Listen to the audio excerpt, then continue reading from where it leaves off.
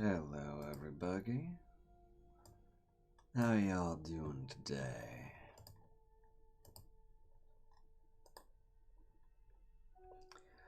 Figured I'd do something a little special today. Something I've been wanting to do for a while. Also, that is excellent news, Kevin. Thank God. That had me stressed out for the past several minutes. But good. Is it too loud? Too quiet? Hey, Aster, how's it going, wizard babe?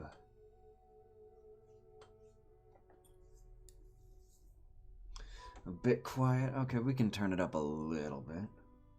Oh shit, you're right.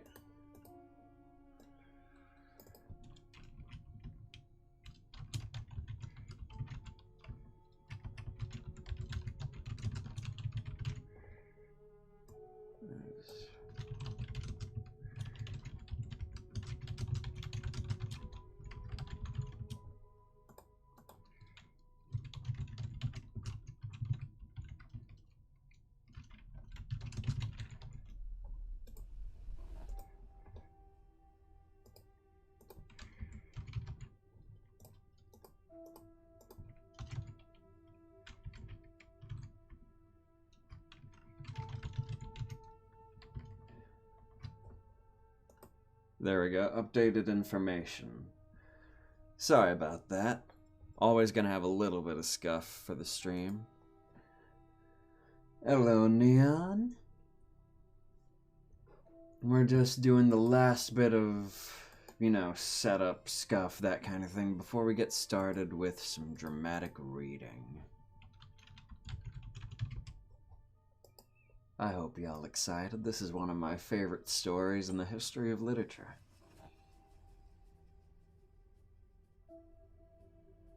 But yeah, is the music a bit better? Not too loud, not too quiet?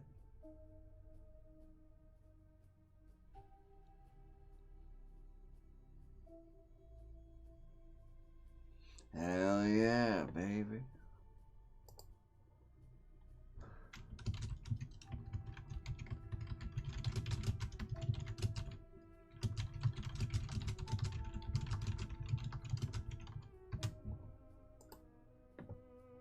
But yeah, the stream information should be updated, yeah?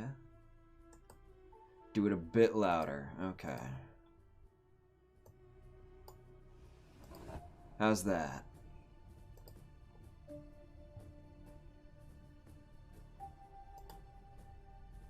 Spook me good. Hey, Bogus. Alright.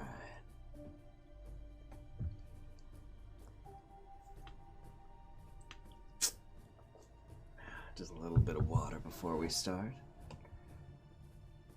Okay. I think we should be just about good to start up. Bram Stoker's Dracula. Chapter 1. Jonathan Harker's Journal. Kept in shorthand. 3rd of May, Bistritz. Left Munich at 8:35 p.m. on the 1st of May, arriving at Vienna early next morning. Should have arrived at 6:46, but train was an hour late. Budapest seems a wonderful place. From the glimpse which I got of it from the train, and the little I could walk through the streets. I feared to go very far from the station, as we had arrived late and would start as near the correct time as possible. The impression I had was that we were leaving from the west and entering the east, the most western of splendid bridges over the Danube, which is here of noble width and depth, took us among the traditions of the Turkish rule. We left in pretty good time, and came after nightfall to Klausenburg. Here I stopped for the night at the Hotel Royal. I had for dinner, or rather supper, a chicken, done up some way with red pepper. For me it sounds loud enough. Loud enough. I don't know what the other viewers think. Fair enough. Which was very good, but thirsty. Memorandum, get the recipe for Mina. I asked the waiter, and he said it was called paprika Hendel, and that it was a national dish I should be able to get at it anywhere along the Carpathians. I found my smattering of German very useful here indeed. I don't know how I should be able to get on without it. Having had some time at my disposal when in London, I had visited the British Museum and made search among the books and maps in the library regarding Transylvania. It had struck me that some foreknowledge of the country could hardly fail to have some importance in dealing with the noblemen of the country. I find that the district he had named is in the extreme east of the country, just on the borders of the three states: Transylvania, Moldavia, and Bukovina, in the midst of the Carpathian Mountains, one of the wildest and least known portions of Europe. I was not able to light on any map or work giving the exact locality of the Castle Dracula, as there are no maps of this country as yet to compare with our own Ordnance Survey maps. But I found that Bistritz, the post town named by Count Dracula, is a fairly well-known place. I shall enter here some of my notes, as they may refresh my memory when I talk over my travels with Mina. In the population of Transylvania, there are 4 distinct nationalities: Saxons in the south, and mixed with them are the Wallachs, who are descendants of the Dacians, Magyars in the west, and Sezkeles in the east and north. I'm going among the latter, who claim to be descended from Attila and the Huns. This may be so, for when the Mongols conquered the country in the 11th century, they found the Huns and settled in it. I read that every known superstition in the world is gathered onto some horseshoe in the Carpathians, as if it were the center of some sort of imaginative whirlpool. If so, my stay may be very interesting. Memorandum. I must ask the Count about all of them. I did not sleep well, though my bed was comfortable enough, for I had all sorts of queer dreams. There was a dog howling all night under my window, which may have had something to do with it.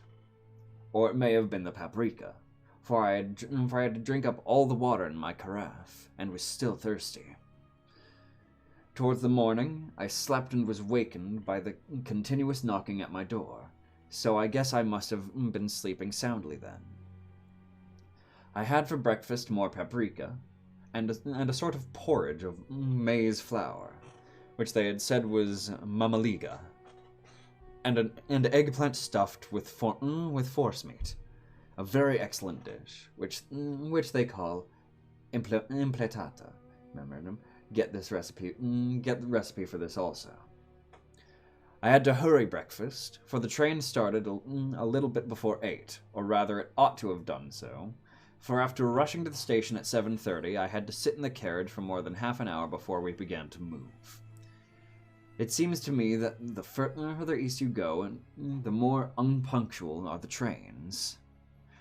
What they ought to be in China. All day long we seemed to dawdle through the country, which was full of beauty of every kind. Sometimes we saw little towns or castles on the top of steep hills, such as we see in old missals. Sometimes we ran by rivers and streams which seemed from the wide stony margin on each side of them to be subject to great floods. It takes a lot of water, and running strong, to sweep the outside edge of a river clear.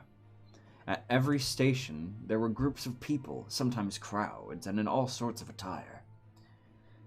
Some of them were just like the peasants at home, or those I saw coming through France and Germany, with short jackets and round hats, and homemade trousers. But others were very picturesque. The women looked pretty, except when you got near them, they were very clumsy about the waist. They had all full white sleeves of some kind or other, and most of them had big belts with a lot of strips of something fluttering from them, like the dresses in ballet. But of course, there were petticoats under them. The strangest figures I saw were the Slovaks, who were more barbarian than the rest. With their big cowboy hats, great baggy dirty white trousers, white linen shirts, and enormous heavy leather belts, nearly a foot wide, all studded with brass nails. They wore high boots, with their trousers tucked into them, and had long black hair and heavy black mustaches. They are very picturesque, though do not look prepossessing.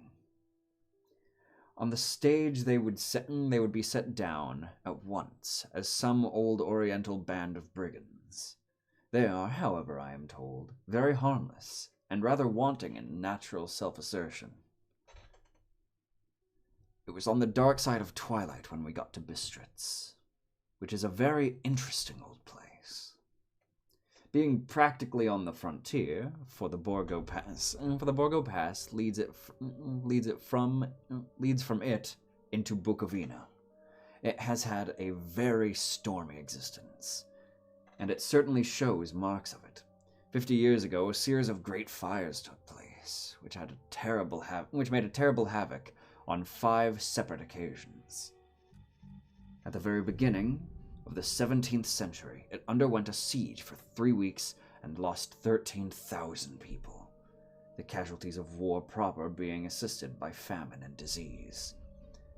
Count Dracula had directed me to go to the Golden Crone Hotel, which I found, to my delight, to be thoroughly old-fashioned, for of course I wanted to see all I could of the ways of the country.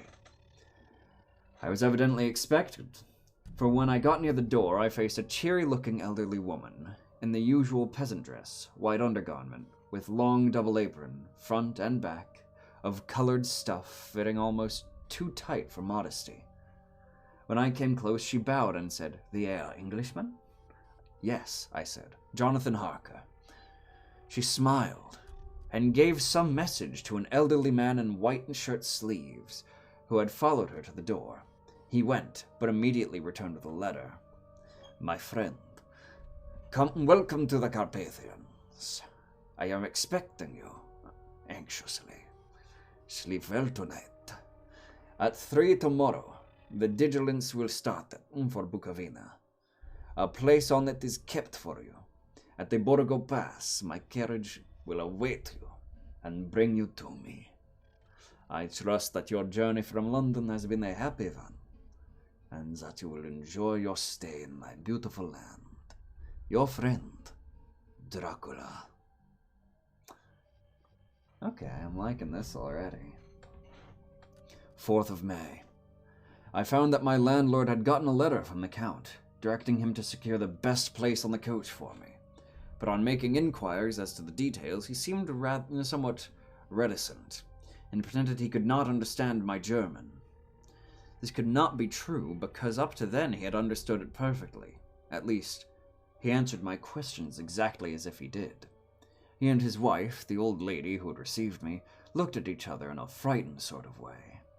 He mumbled out that the money had been sent in a letter, and that was all he knew. When I asked him if he knew Count Dracula, and could tell me anything about his castle, both he and his wife crossed themselves, and, saying that they knew nothing at all, simply refused to speak further. It was so near the time of starting that I had no time to ask anyone else, for it was all very mysterious, and not by any means comforting. Just before I was leaving, the old lady came up to my room in a very hysterical way. "Must you go? Must you go, Herr? Must you go?" She was in such an excited state that she seemed to have lost her grip of what German she knew, and mixed it all up in some other language which I did not know at all. I was just able to follow her by asking many questions. When I told her I must go at once, and that I was engaged on some important business, she asked again, "Do you know what day it is?" I answered that it was the 4th of May, and she shook her head as she asked again, "Oh yes, I know that, but do you know what day it is?" On my saying I did not understand, she went on, "It is the eve of St. George's Day. Do you not know that tonight, when the clock strikes midnight, all evil things in the world will have full sway? Do you not know where you are going, and what you are going to. She was in such evident distress that I tried to comfort her, but without effect. Dracula thirsty for that man. Indeed, he is, Cuppy. Very thirsty. Finally, she went down on her knees and implored me not to go. At least to wait a day or two before starting. It was all very ridiculous, but I did not feel comfortable. However, there was business to be done, and I could allow nothing to interfere with it. I therefore tried to raise her up, and said as gravely as I could that I thanked her, but my duty was imperative, and that I must go. She then rose and dried her eyes, and taking a crucifix from her neck, offered it to me. I did not know what to do, for as an English churchman, I have been taught to regard such things as in some measure idolatrous, and yet it seemed so ungracious of me to refuse an old lady meaning so well, and in such a state of mind. She saw, I suppose, the doubt in my face, for she put the rosary around my neck, and said, "For your mother's sake," and went out of the room. I am writing up this part of the diary whilst I am waiting for the coach, which is, of course, late, and the crucifix is still round my neck. Whether it is the old lady's fear, or the many ghostly traditions of this place, or the crucifix itself, I do not know, but I am feeling nearly as easy in my mind as usual. If this book should ever reach Mina before I do, let it bring my goodbyes. Here comes the coach. The 5th of May. The castle.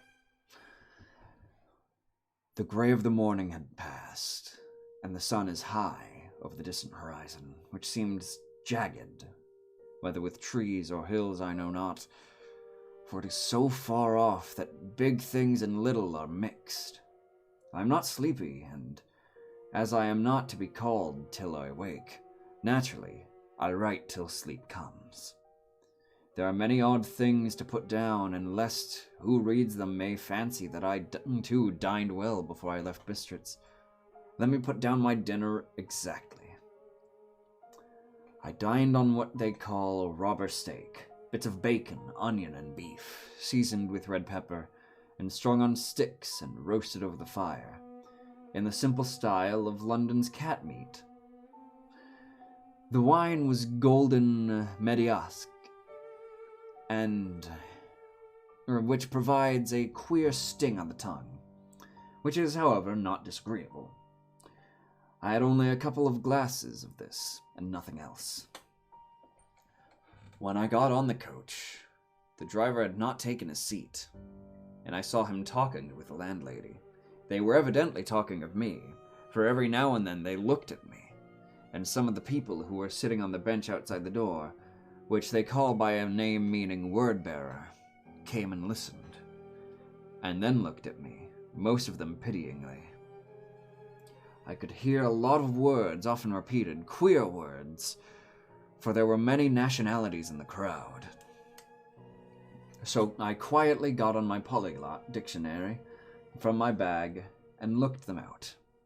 I must say they were not cheering to me, for amongst them were Ordog, Satan, Pokol, Hell, Suragoika, Witch, Vrolak, and Volkoslak, both of which mean the same thing, one being Slovak and the other Servian, for something that is either werewolf or vampire.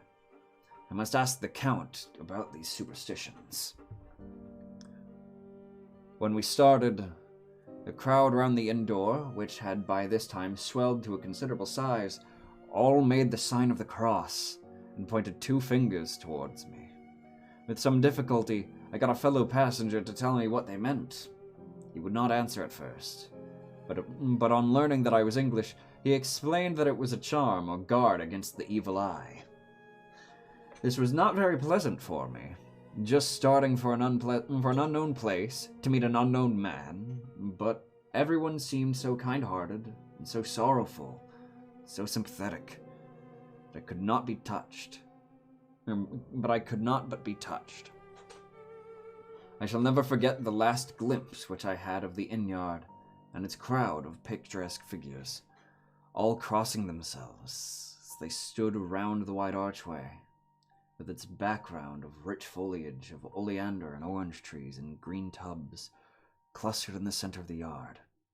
Then our driver, whose wide linen drawers covered the whole front of the box seat, Gotza, they call them, cracked his big whip over his 4 small horses, which ran abreast, and we set off on our journey. You know, I did not expect dramatic reading to be such thirsty work. Here I am. Halfway through my water already. I soon lost sight and recollection of the ghostly fears and the beauty of the scene as we drove along. Although I had known the language, or rather languages, which my fellow passengers were speaking, I might not have been able to throw them off so easily. Before us lay green sloping land full of forests and woods, with here and there steep hills, crowned with clumps of trees or with farmhouses, the blank gable end to the road. There was everything a bewildering mass of fruit blossom, apple, plum, pear, cherry, and as we drove by, I could see the green grass under the trees spangled with the fallen petals. In and out amongst these green hills of what they call here with the Mittelland ran the road, losing itself as it swept round the grassy curve, or was shut out by the strangling ends of pine woods, which here and there ran down the hillsides like tongues of flame. The road was rugged, but still we seemed to fly over it with feverish haste. I could not understand then what the haste meant, but the driver was evidently bent on losing no time in reaching Borgo Prund.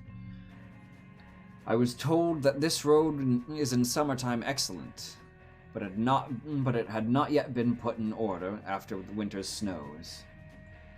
Hey, Sterngard, I should get some tea for spider sippies. Reading aloud is thirsty work and can be hard on the voice. You're goddamn right, I was just saying that. In this respect, it is difficult from the general run of roads in the Carpathians, for it is an old tradition that they are not to be kept into good order. Of old hospodars would not repair them, lest the Turk should think that they were preparing to bring in foreign troops, and so hasten the war, which was always really at loading point. I need to turn down the music a little bit, it's a bit distracting for me. Okay.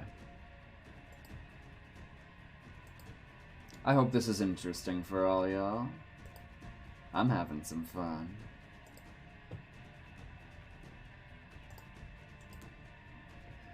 Beyond the green swelling hills of the Mittelland rose mighty slopes of forest, up to the lofty steeps of the Carpathians themselves. Right and left of us they towered, with the afternoon sun falling full upon them and bringing out all the glorious colors of this beautiful range, deep blue and purple in the shadows of the peaks, green and brown where grass and rock mingled, and an endless perspective of jagged rock and pointed crags, till these were themselves lost in the distance, where the snowy peaks rose grandly. It's great fun. Yeah, I'm drawing, so it's nice. I'm glad. Here and there seemed mighty rifts in the mountains, through which, as the sun began to sink, we saw now and again the white gleam of falling water. One of my companions touched my arm as we swept round the base of the hill and opened up the lofty, snow-covered peak of the mountain, which seemed, as we wound our serpentine way, to be right before us. "Look, it's Enzek, God's seat," as he crossed himself reverently. As we wound on our endless way, and the sun sank lower and lower behind us, the shadows of the evening began to creep round us. This was emphasized by the fact that the snowy mountaintop still held the sunset, and seemed to glow out with a delicate, cool pink. Here and there we passed Czechs and Slovaks, all in picturesque attire, but I noticed that goiter was painfully prevalent. By the roadside there were many crosses, and as we swept by, my companions all crossed themselves. Here and there was a peasant man or woman kneeling before a shrine who did not even turn around as we approached, but seemed in self-surrender of devotion to have neither eyes nor ears for the outer world. There were many things new to me. For instance, hayricks in the trees here and there were very beautiful masses of weeping birch, their white stems shining like silver through the delicate green of the leaves. Now and again we passed a leader wagon, the ordinary peasant's cart, with its long, snake-like vertebra calculated to suit the inequalities of the road. On this were sure to be seated quite a group of homecoming peasants, the Czechs with their white and the Slovaks with their colored, sheepskins, the latter carrying lance fashion, their long staves, and axe at the end. As the evening fell, it began to get very cold, and the growing twilight seemed to merge into one dark mistiness, the gloom of the trees, oak, beech, and pine, though in the valleys which ran deep between the spurs of the hills. As we ascended through the pass, the dark firs stood out here and there against the background of late-lying snow. Sometimes, as the road were cut as though the pine woods that seemed in the darkness to be closing down upon us, great masses of grayness, which here and there bestrewed the trees, produced a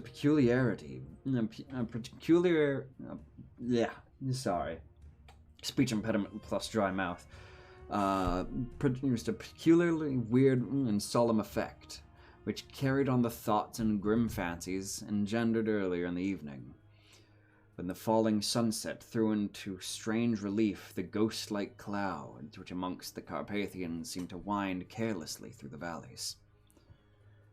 Sometimes the hills were so steep that despite our driver's haste, the horses could only go slowly. I wished to get down and walk up them, as we do at home, but the driver would not hear of it. No, she said. You must not walk here. The dogs are too fierce. Then he added, with what he evidently meant for grim pleasantry, for he looked round to catch the approving smile of the rest, and you may have enough of such matters before you go to sleep. The only stop he would make was a moment's pause to light his lamps. I may need to get up and get water. A couple more paragraphs. Good Lord.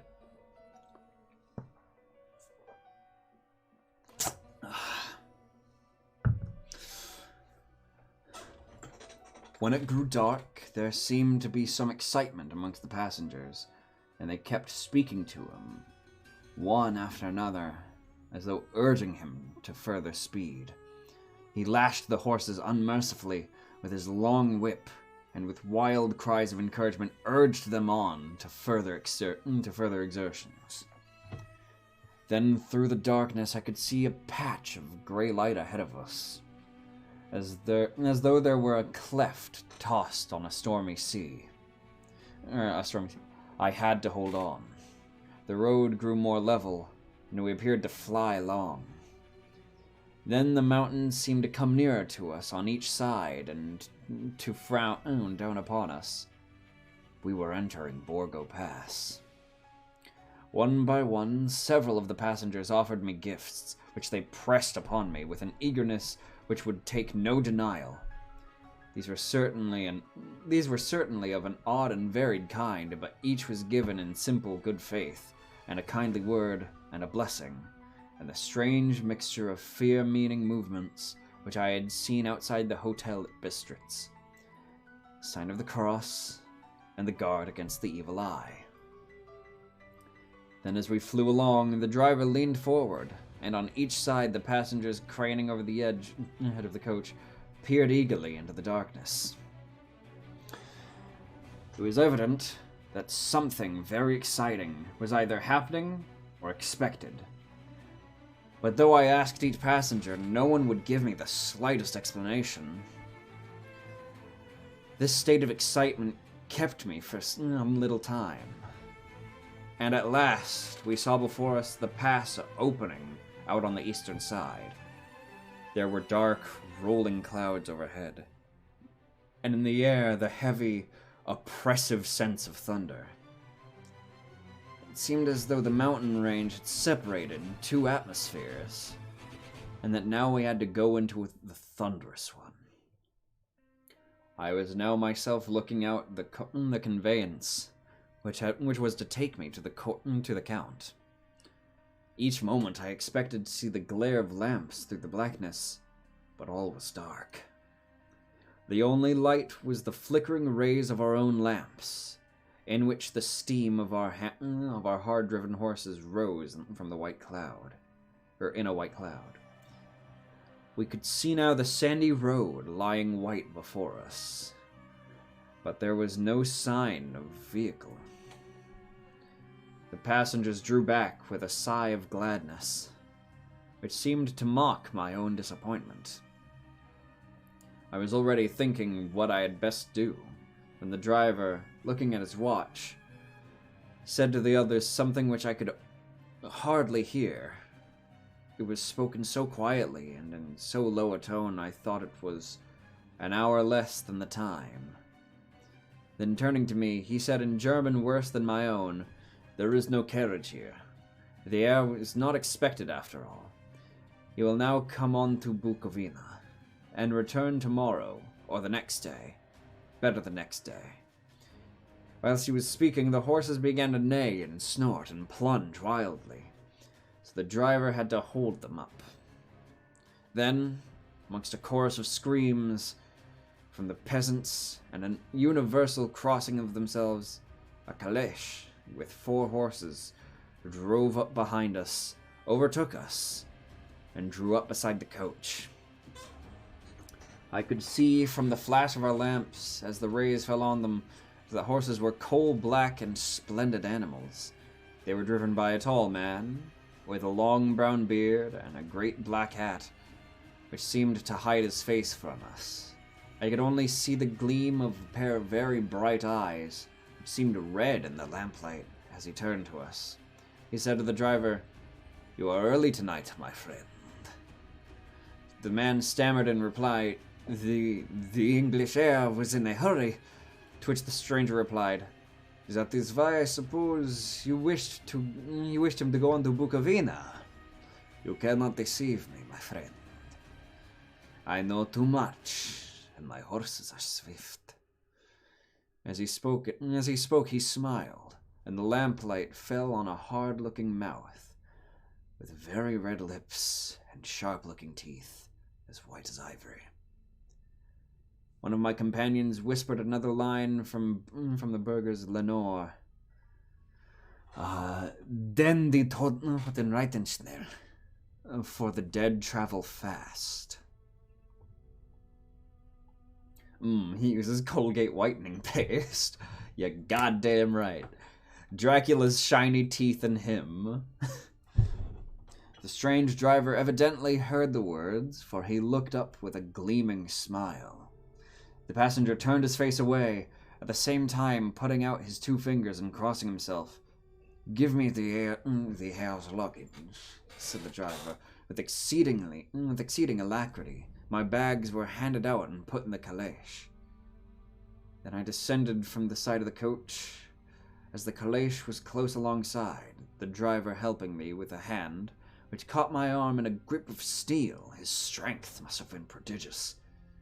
Without a word, he shook his reins, and the horses turned, and we swept into the darkness of the pass. As I looked back, I saw the steam from the horses of the coach by the light of the lamps, and projected against it the figures of my late companions crossing themselves. Then the driver cracked his whip and called to his horses, and off they swept on their way to Bukovina.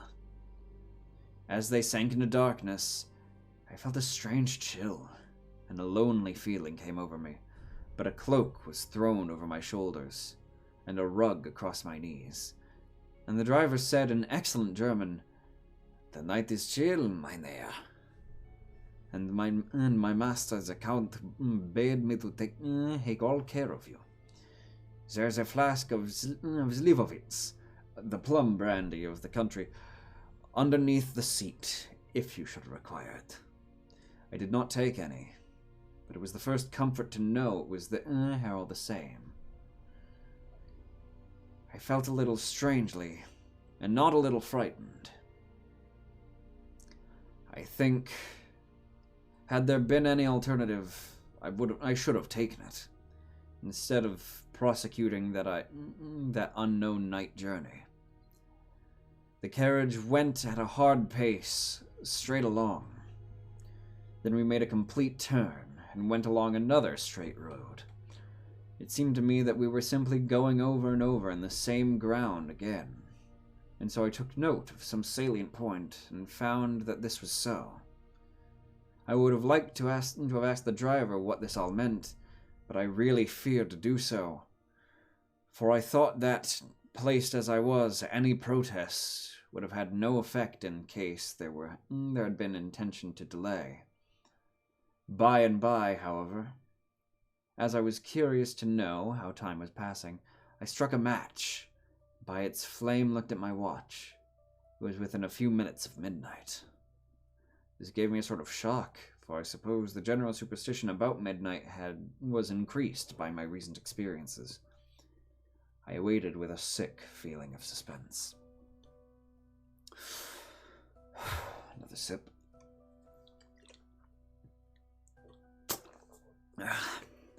Then, a dog began to howl somewhere in a farmhouse down the road.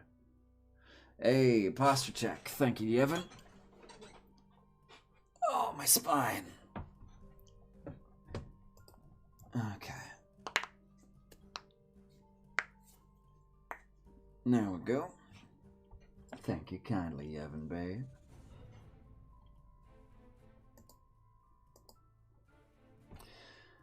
Then a dog began to howl somewhere in a farmhouse far down the road. God damn, man, the crap. Listen, I'm a very big spider. I have loud bones to make up for the fact that I no longer have an exoskeleton. A long, agonized wailing, as if from fear. The sound was taken up by another dog, and then another, and another, till borne on the wind which now sighed softly through the pass, a wild howling began. It seemed to come from all over the country, as far as the imagination could grasp it through the gloom of the night. At the first howl, the horses began to strain and rear, but the driver spoke to them soothingly, and they quieted down, shivered and sweated as though after a runaway from a sudden fight.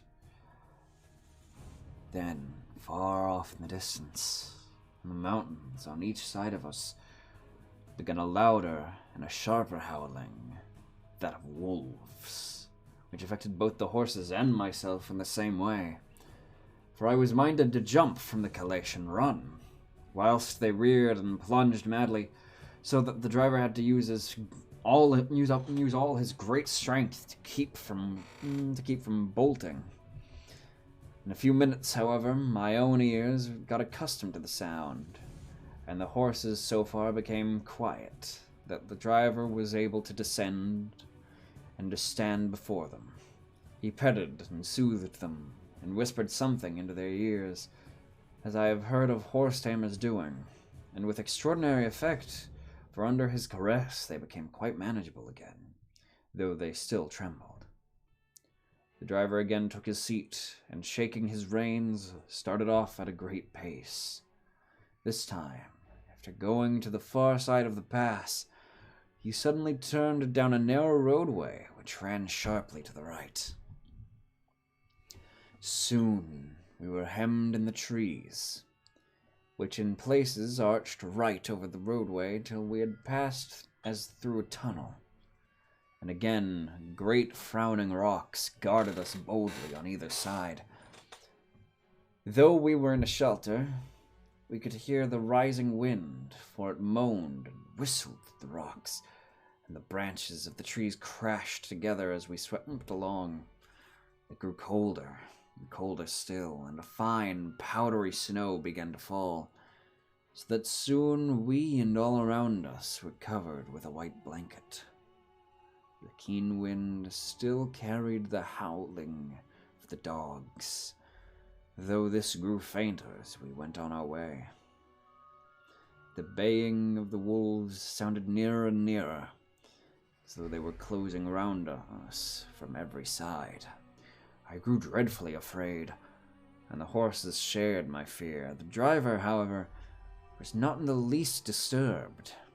He kept turning his head left to right, but I could not see anything in the darkness. Suddenly, away on our left, I saw a faint, flickering blue flame.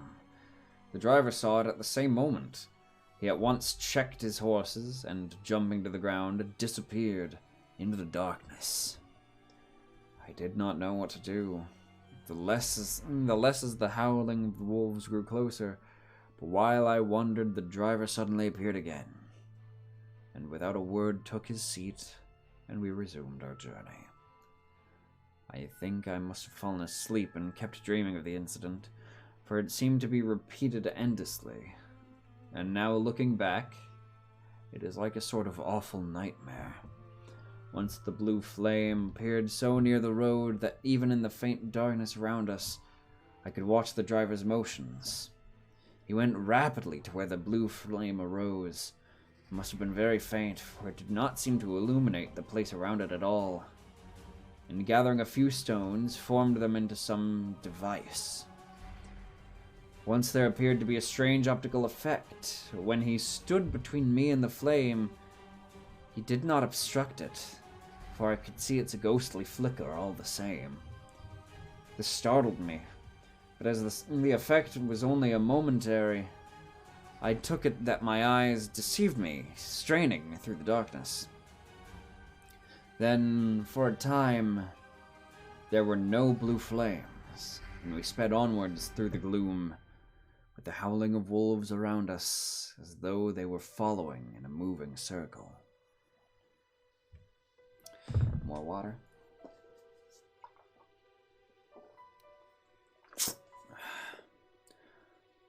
All at once. Oh wait, no. No. Wrong paragraph. At last, there came a time when the driver went further afield than he had yet gone. During his absence, the horses began to tremble worse than ever, and to snort and scream with fright. I could not see any cause for it, for the howling of the wolves had ceased altogether. But just then the moon, sailing through the black clouds, appeared behind the jagged crest of a beetling, pine-clad rock.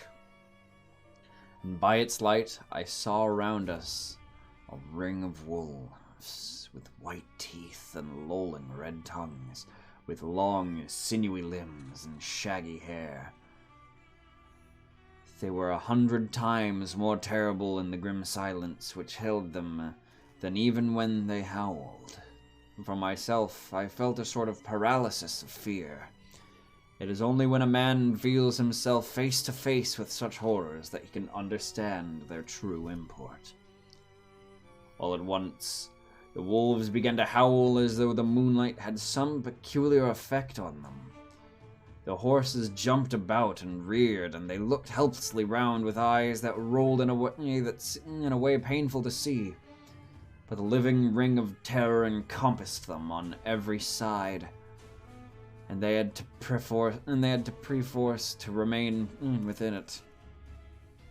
I called to the coachman to come, for it seemed to me that our only chance was to try and break out through the ring, and to aid his approach. I shouted and beat at the side of the caleche, hoping by the noise to scare the wolves from that side, so as to give him a chance of reaching the trap. These horses are definitely symbolic of something. Oh, you could say that. And Dracula makes sure to brush his dog's teeth, I guess. I mean, yeah, you gotta. I mean, you would do the same for Luigi.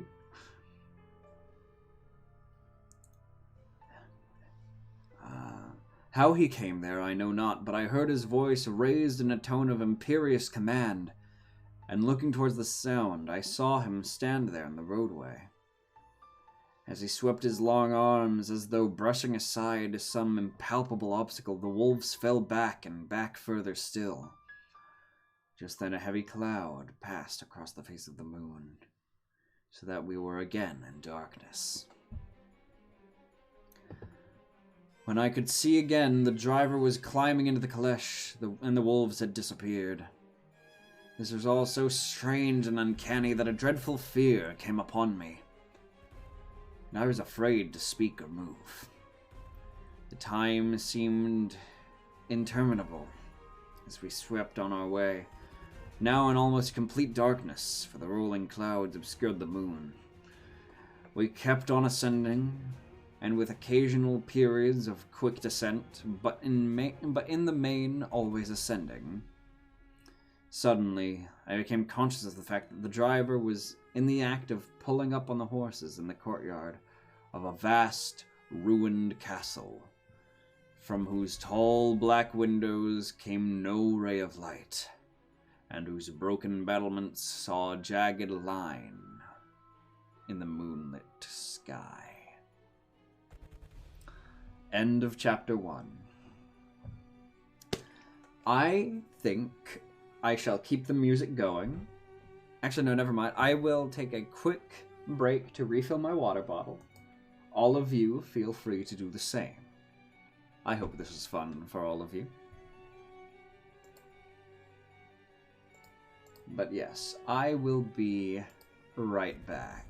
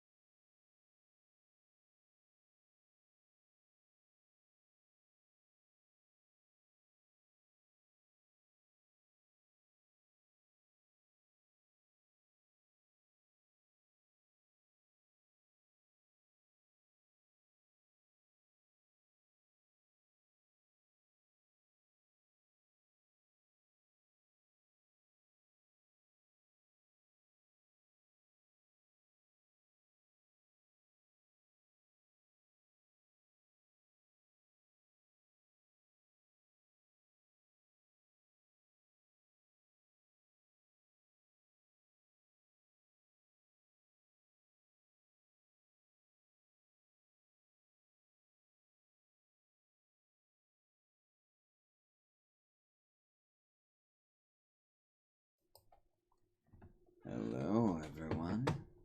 I have refilled my water bottle. Have y'all been enjoying the story so far?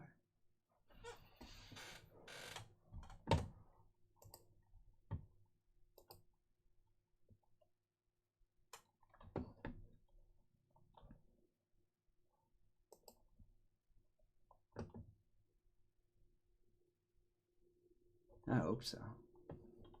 I have.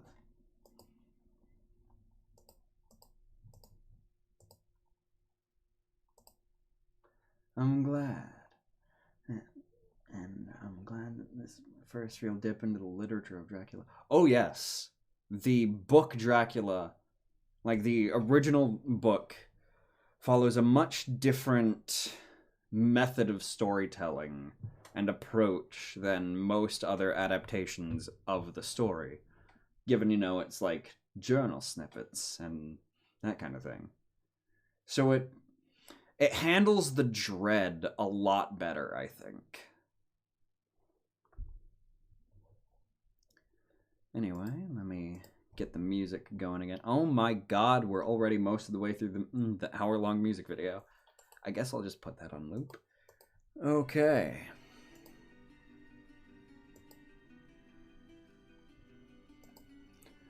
Okay. Chapter 2. Jonathan Harker's Journal continued. 5th of May. I must have been asleep, for certainly if I had been awake, I must have noticed the approach of such a remarkable place. In the gloom of the courtyard looked of considerable size, and several dark ways led from it under great round arches. It perhaps seemed bigger than it really is.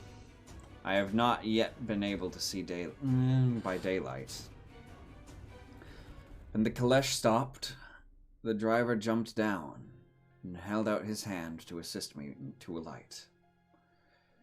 Again, I could not but notice his prodigious strength. His hand actually seemed like a steel vice that could have crushed mine if he had chosen. Then, he took out my traps and placed them on the ground beside me as I stood close to the great door, and to a great door, old and studded with large iron nails, and set in a projecting doorway of massive stone.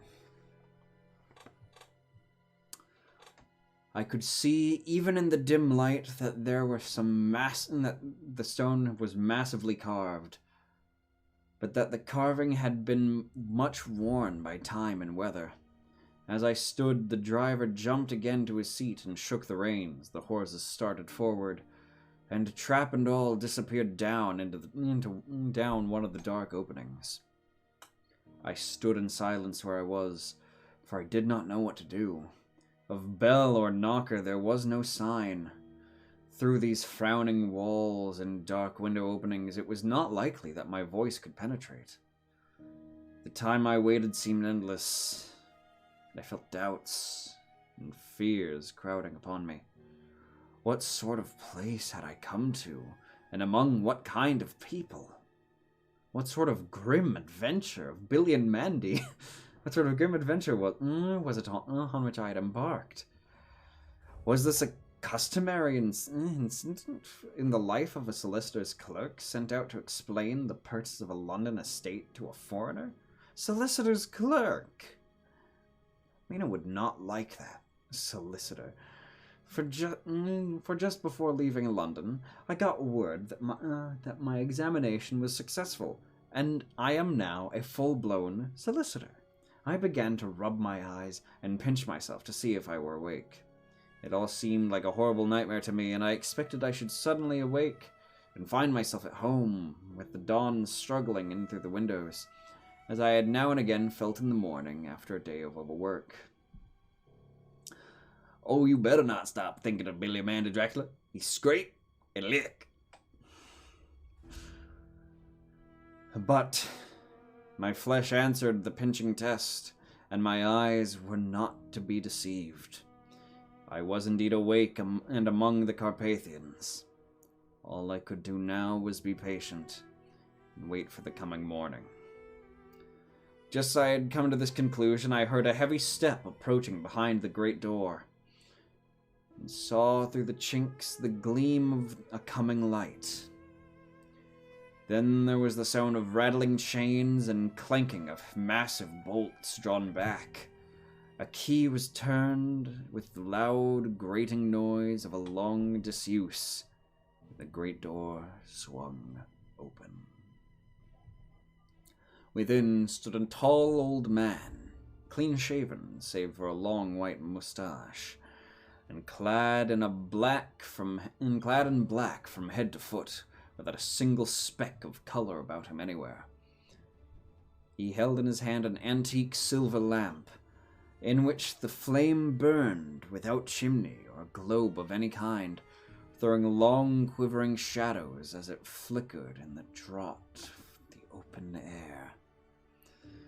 The old man motioned me in with his right hand, with a courtly gesture, saying in excellent English, but a strange intonation, "Welcome to my house. Enter freely and of your own free will."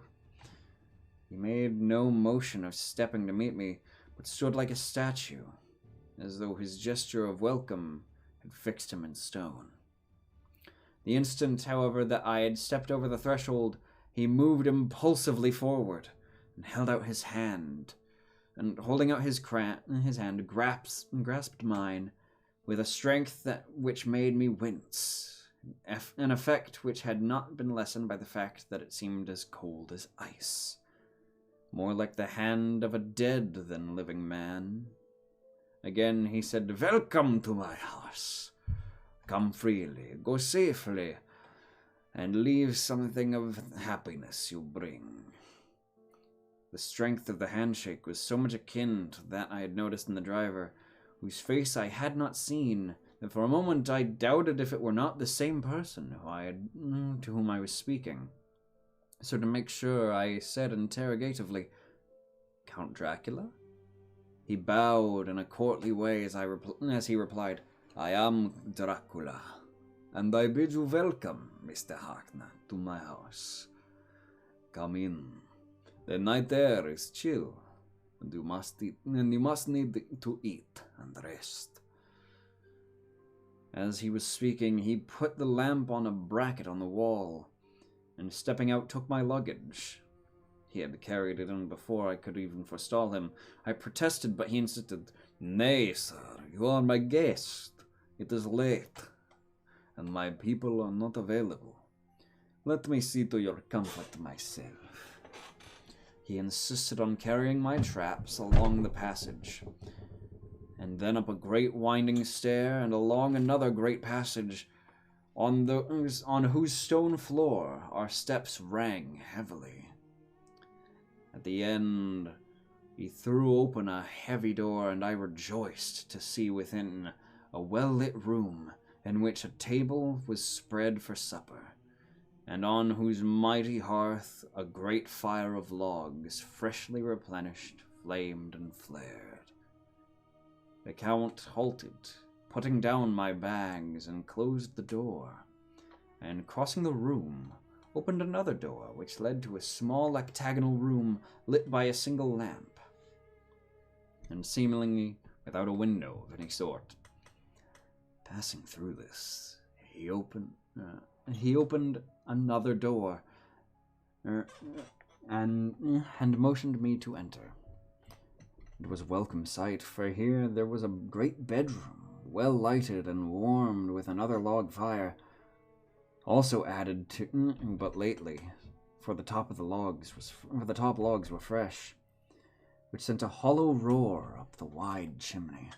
The Count himself left my luggage inside and withdrew, saying before he closed the door, "You will need, after your journey, to refresh yourself by making your toilet. I trust you will find all you wish. When you are ready, come into the other room, where you will find your supper prepared." The light and warmth of the Count's courteous welcome seemed to have dissipated all my doubts and fears. Having reached my normal state, I discovered I was half famished with hunger, so making a hasty toilet, I went into the other room. I found supper already laid out. My host, who stood on one side of the great fireplace, leaning against the stonework, made a graceful wave of his hand to the table and said, "I pray you, Be seated and sup how you please. You will, I trust, excuse me that I do not join you, but I have dined already, and I do not sup. I handed to him the sealed letter, which Mr. Hawkins had entrusted me. He opened it and read it gravely. Then, with a charming smile, he handed it to me to read. One passage of it, at least, gave me a thrill of pleasure. I must regret that an attack of gout, from which malady I am a constant sufferer, forbids absolutely any traveling on my part for some time to come. But I am happy to say I can send a sufficient substitute, one in whom I have every possible confidence. He is a young man, full of energy and talent in his own way, and of a very faithful disposition. He is discreet and silent, and has grown into manhood in my service. He shall be ready to attend on you when you will during his stay, and shall take your instructions in all matters. The Count himself came forward and took off the cover of a dish, and I fell to at once on an excellent roast chicken. This, with some cheese and a salad and a bottle of old Tokay, of which I had 2 glasses, was my supper. During the time I was eating it, the Count asked me many questions as to my journey, and I told him by degrees all I had experienced. By the time I finished my supper, and by my host's desire had been drawn up a chair by the fire and begun to smoke a cigar which he offered me, at the same time excusing himself that he did not smoke. I had now an opportunity of observing him, and found him a very marked physiognomy. His face was a very strong aquiline, with the bridge of a thin nose and peculiar arched nostrils, with a lofty domed forehead, and hair growing scantily round the temples, but profusely elsewhere. His eyebrows were very massive, and meeting each other over the nose, and with a bushy hair that seemed to curl in its own profusion. The mouth, so far as I could see it under the heavy moustache, was fixed and rather cruel-looking, with peculiar sharp white teeth. These protruded over the lip, whose remarkable ruddiness showed an astonishing vitality in a man of his years. For the rest, his ears were pale, and the tops extremely pointed. The chin was broad and strong, and the cheeks firm, though thin. The general effect was one of extraordinary pallor. Hitherto, I had noticed the backs of his hands as they lay on his knees in the firelight, and they seemed rather white and fine. Seeing them now close to me, I could not but notice they were rather coarse, broad, with squat fingers. Strange to say, they were hairs at the center of the palm, and the nails were long and fine, and cut to a sharp point. As the Count leaned over me, and his hands touched me, I could not repress a shudder. It may have been his breath was rank, but a horrible feeling of nausea came over me, which, do what I would, I could not conceal. The Count, evidently noticing, drew back with a grim sort of smile, which showed more than he had yet done with his protuberant teeth, sat himself again on his side of the fireplace. We were both silent for a while, and as I looked towards the window, I saw the first dim streak of coming dawn. These seemed a strange stillness over everything, but as I listened, I heard as if from down the hallway, in the valley of the howling wolves. The Count's eyes gleamed, and he said, "Listen to them, the children of the night. What music they make." Seeing, I suppose, some expression in my face strange to him, he added, sir, you dwellers of the city cannot enter into feelings of the hunter. Hey, Bunny. Hey, guys, how's it going? I'm here for spooky story time. I wonder if Kumo's extra eyes help him read. They can, sometimes. The main issue with me reading is actually my horrible, horrible inability to speak. Just gonna take a quick sippy.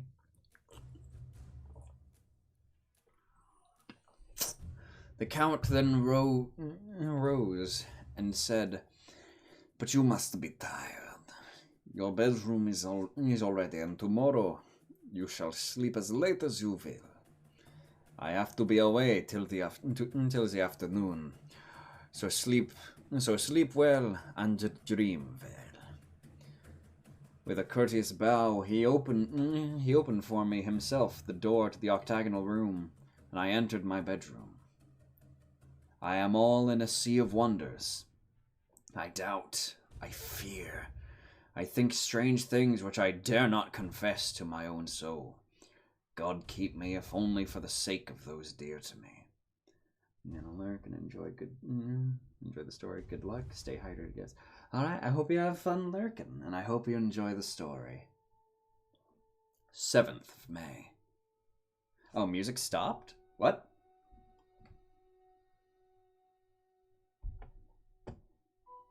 Is it... It's still going for me. Oh yeah, I think it was just a lull in the notes. That's all it was, I think. 7th of May. It is again early morning, but I have rested and enjoyed the last 24 hours. I slept till late in the day and awoke of my own accord. When I had dressed myself, I went to the room where we had supped and found a cold breakfast laid out, with coffee kept hot by the pot being placed on the hearth. There was a card on the table, on which was written, "I have to be absent for a while. Do not wait for me. D." I set to and enjoyed a hearty meal. When I had done, I looked for a bell so that I might let the servants know that I had finished, but I could not find one. There are certainly odd deficiencies in the house, considering the extraordinary evidences of wealth which were round me. The table service is of gold and so beautifully wrought that it must be of immense value.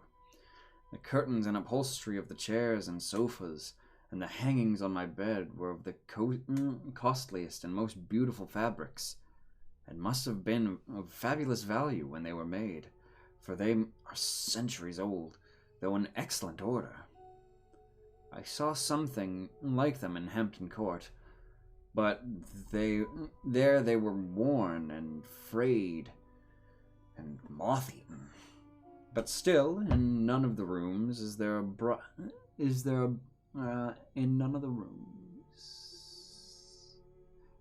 mirror. There is not even a toilet glass at my table, and I had to get the little shaving glass from my bag before I could shave or brush my hair. I had not yet seen a servant anywhere, or heard a sound near the castle except the howling of wolves. Sometime after I finished my meal, I do not know whether to call it breakfast or dinner, for it was between 5 and 6 o'clock when I had it. I looked about for something to read, for I did not like to go about the castle until I had asked the Count's permission. There was absolutely nothing in the room, book, newspaper, or even writing materials, so I opened another door into the room and found a sort of library. The door opposite mine I tried, but found locked. In the library I found, to my great delight, a vast number of English books, whole shelves full of them, and bound volumes of magazines and newspapers. A table in the center was littered with English magazines and newspapers, though none of them very recent date. The books were of most varied kind: history, geography, politics, political economy, botany, geology, law, all relating to England and English life and customs and manners. There were even such books of reference as the London Directory, the Red and Blue books, Whitaker's Almanac, the Army and Navy lists, and it somehow gladdened my heart to see it, the Law List. Whilst I looked at the books, the door opened and the Count entered. He saluted me in a hearty way, and hoped that I had had a good night's rest. Then he went on, "I am glad you found your way in here, for I am sure there is much that will interest you.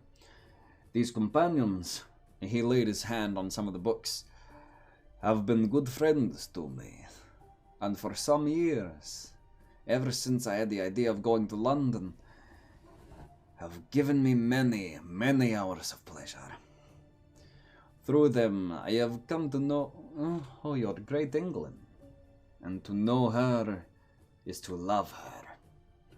I long to go through the crowded streets of your mighty London, to be in the midst of the whirl and rush of humanity, to share its life, its change, its death, and all that marks it what it is. But alas, as yet I only know your tongue through books. To you, my friend, I look that I know it to speak." "But Count," I said, "you know and speak English thoroughly." He bowed gravely. "I thank you, my friend, for you are all too flattering estimate. But yet I fear I am a little way on the road I must travel.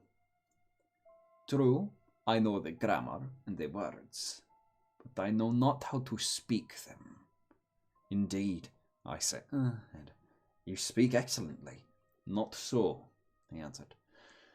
"Well, I know that, did I move and speak in your London, none there who would not know me for a stranger. That is not enough for me. Here I am noble, I am boyar. The common people know me, and I am master. But a stranger in a strange land, he is no one. Men know him not, and to know not is to care not for. I am content if I am like the rest, so that no man stops if he sees me, or pause in his speaking if he hear my words. Ha ha! A stranger! I have been so long master that I would be master still, or at least that none other should be master to me. You come to me not alone as agent of my friend Peter Hawkins, the Exeter, to tell me all about my new estate in London. You shall, I trust, rest here with me a while, so that by our talking I may learn the English intonation. And I would that you tell me when I make an error, even of the smallest, in my speaking. I am sorry that I had to be away so long today, but you will, I know, forgive me. Forgive one who has so many important affairs at hand. Of course I said all I could about being willing, and asked if I might come into that room when I chose. He answered, "Yes, certainly," and added, "You may go anywhere you wish in the castle, except where the doors are locked, where of course you will not wish to go. There is reason that all things are as they are, and did you not see with my eyes and know with my knowledge, you would perhaps better understand." I said I was sure of this, and then he went on, "We are in Transylvania, and Transylvania is not England. Our ways are not your ways, and there shall be to you many strange things. Nay, from what you have told me of your experiences today, you know something of what strange things there may be." This led to much conversation. and as it was evident that he wanted to talk, if only for talking's sake, I asked him many questions regarding things that had already happened to me or come within my notice. Some things he sheered off the subject, or turned the conversation by pretending to not understand, but generally he answered all I asked most frankly. Then as time went on, and I had got somewhat bolder, I asked him of some of the strange things of the preceding night, as, for instance, why the coachman went to the places where he had seen the blue flames. He then explained to me that it was commonly believed that on a certain night of the year, last night in fact, when all evil spirits are supposed to have unchecked sway, blue flame is seen over any place where treasure has been concealed. That treasure has been hidden, he went on, in the region through which you came last night. There can be but little doubt, for it was the ground fought over for centuries by the Valachian, the Saxon, and the Turk. Why, there is hardly a foot of soil in all this region that has not been enriched by the blood of men, patriots, or invaders. In old days, there were stirring times when the Austrian and the Hungarian came up in hordes, and the patriots went out to meet them, men and women, the aged and the children too, and waited their coming on the rocks above the passes, that they might sweep destruction on them with their artificial avalanches. But when the invader was triumphant, he found but little, for whatever there had been, for whatever there was had been sheltered in the friendly soil. But how, I said, can it have remained so long undiscovered? When there's a sure index to it, if men will but take the trouble to look. The Count smiled, and his lips ran back over his gums. The long, sharp canine teeth showed out strangely. He answered, Because your peasant is at heart a coward and a fool. Those flames only appear on one night, and on that night no man of this land will, if he can help it, stir without these doors. And, dear sir, even if he did, he would not know what to do. Why, even the peasant that you tell me of who marked the place of the flame would not know where to look in daylight, even for his own work. Even you would not, I dare be sworn, be able to find these places again. There you are right, I said. I know no more than the dead where even to look for them. And then we drifted into other matters. Come, he said at last, tell me of London, and of the house which you have procured for me. With an apology for my remissness, I went into my room to get the papers from my bag. Whilst I was placing them in order, I heard a rattling of china and silver in the next room, and as I passed through, I noticed the table that had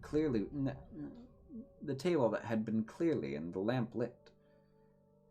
For it was by this time deep into the dark. The lamps were also lit in the study or library, and I came to find the Count lying on the sofa, reading of all things in the world, an English Bradshaw's Guide. When I came in, and he cleared the books and the papers from the table, and with him I went into plans and deeds and figures of all sorts. He was interested in everything, and asked me a myriad of questions about the place and its surroundings. He clearly had studied beforehand all he could get on the subject of the neighborhood, for he evidently, at the end, knew very much more than I did. When I remarked this, he answered, Well, but my friend, is it not needful that I should? When I go there, I shall be all alone, and my friend Harker Jonathan, nay, pardon me. I fall into my country's habits of putting your patronymic first. My friend Jonathan Harker will not be by my side to correct and aid me. He will be in Exeter, miles away, probably working on papers of the law with my other friend, Peter Hawkins. So, we went thoroughly into the business of the purchase of the estate in Purfleet.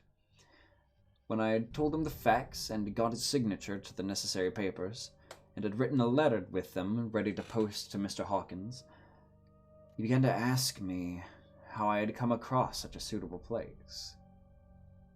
I read to him the notes which I had made at the time, and which I inscribe here. At Purfleet, on a by-road, I came across just such a place as seemed to be required, and where displayed a dilapidated notice that the place was for sale. It is surrounded by a high wall of ancient structure built on heavy stones, and has not been repaired for a large number of years. The closed gates are of heavy old oak and iron, all eaten with rust. The estate is called Carfax, no doubt a corruption of the old Cotton Catreface, as the house is four-sided, agreeing with the cardinal points of the compass.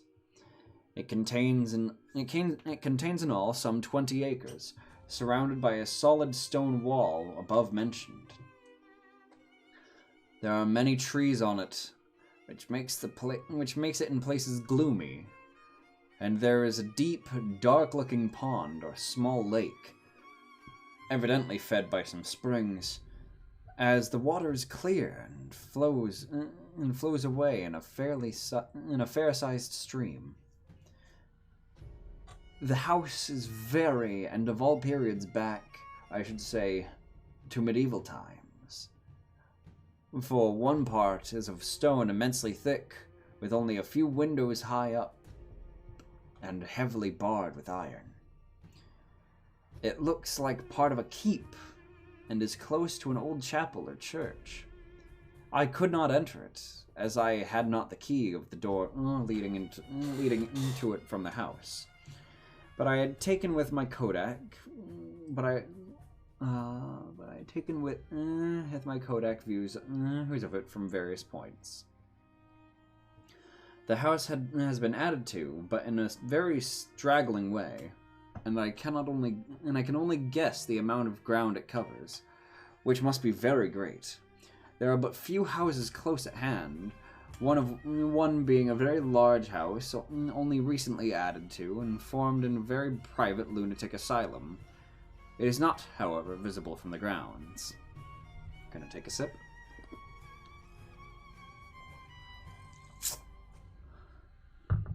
When I had finished, he said, "I am glad that it is old and big. I myself am from an old family, and tend to live in a new house would kill me. A house cannot be made habitable in a day, and, after all, how few days to go to make up a century. I rejoice, also, that there is a chapel of old times. We Transylvanian nobles love not to think that our bones may lie amongst the common dead.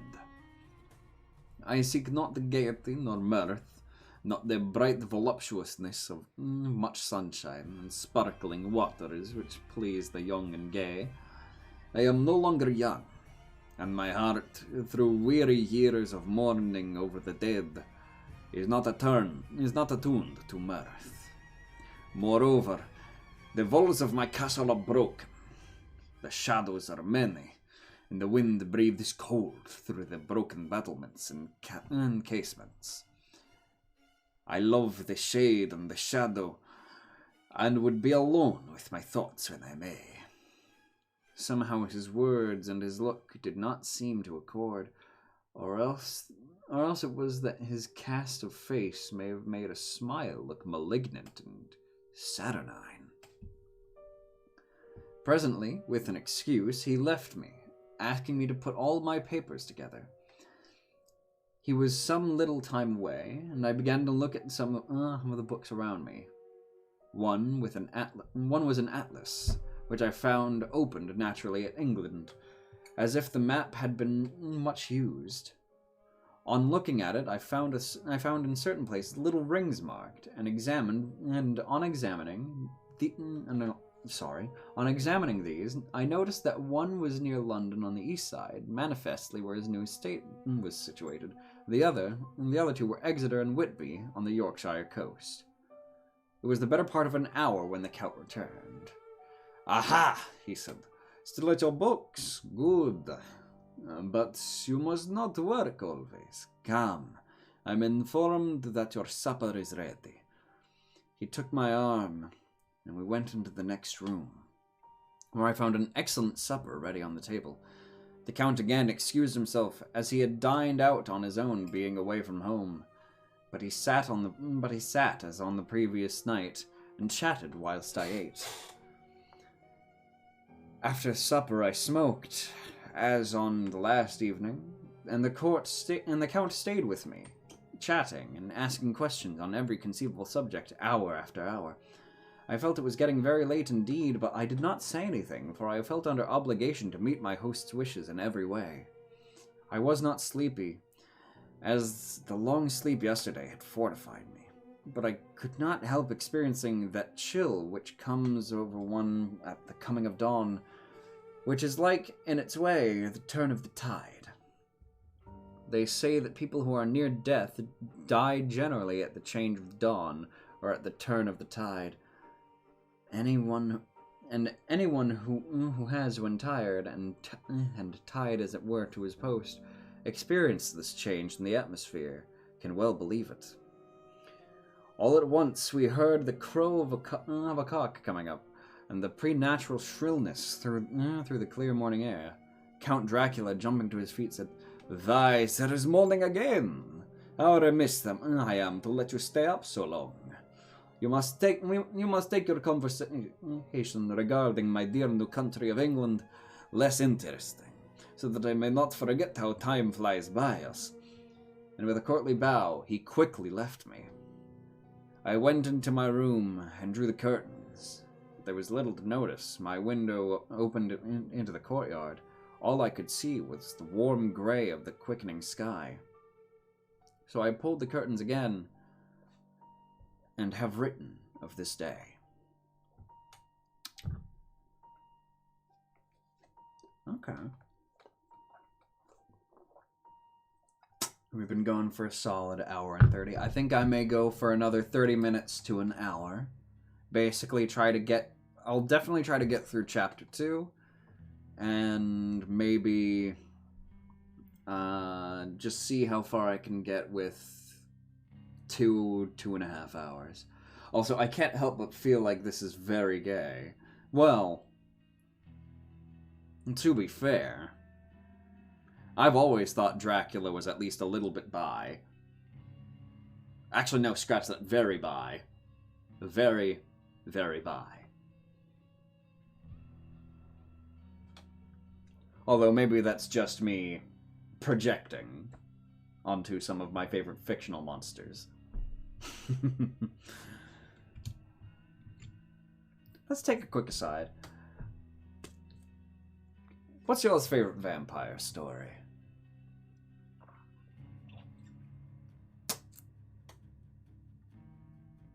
I'd love to know.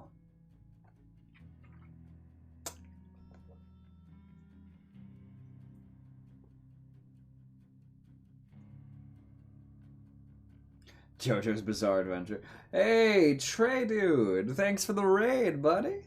We're doing a little dramatic reading of Dracula, taking a short break to ask people their favorite vampire stories. But yes, I very much appreciate the raid.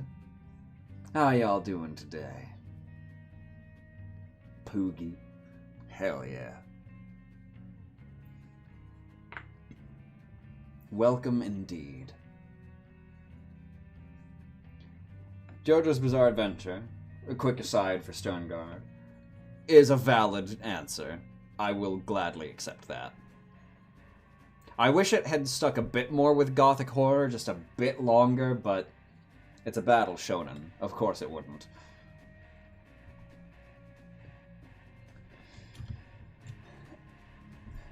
Here it's starting to rain, the perfect time for Draculamatic reading.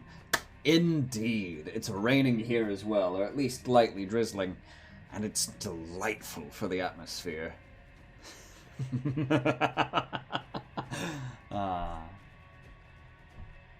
I hope y'all have been enjoying. Smells like rain here. God, petrichor is one of the best smells in the whole world, isn't it?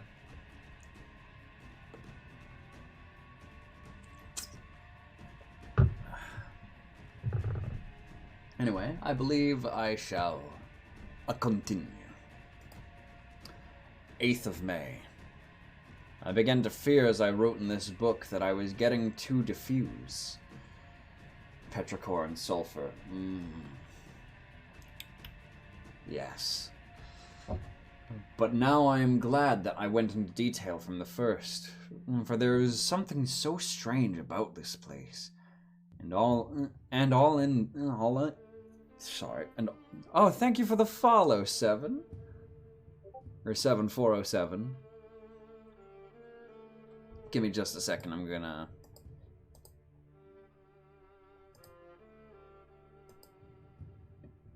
just turn off notifications.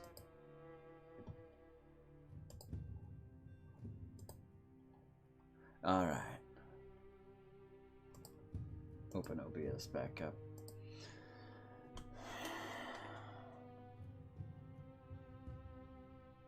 But I'm glad I went into detail from the first, for there is something so strange about this place and all in it that I cannot but feel uneasy.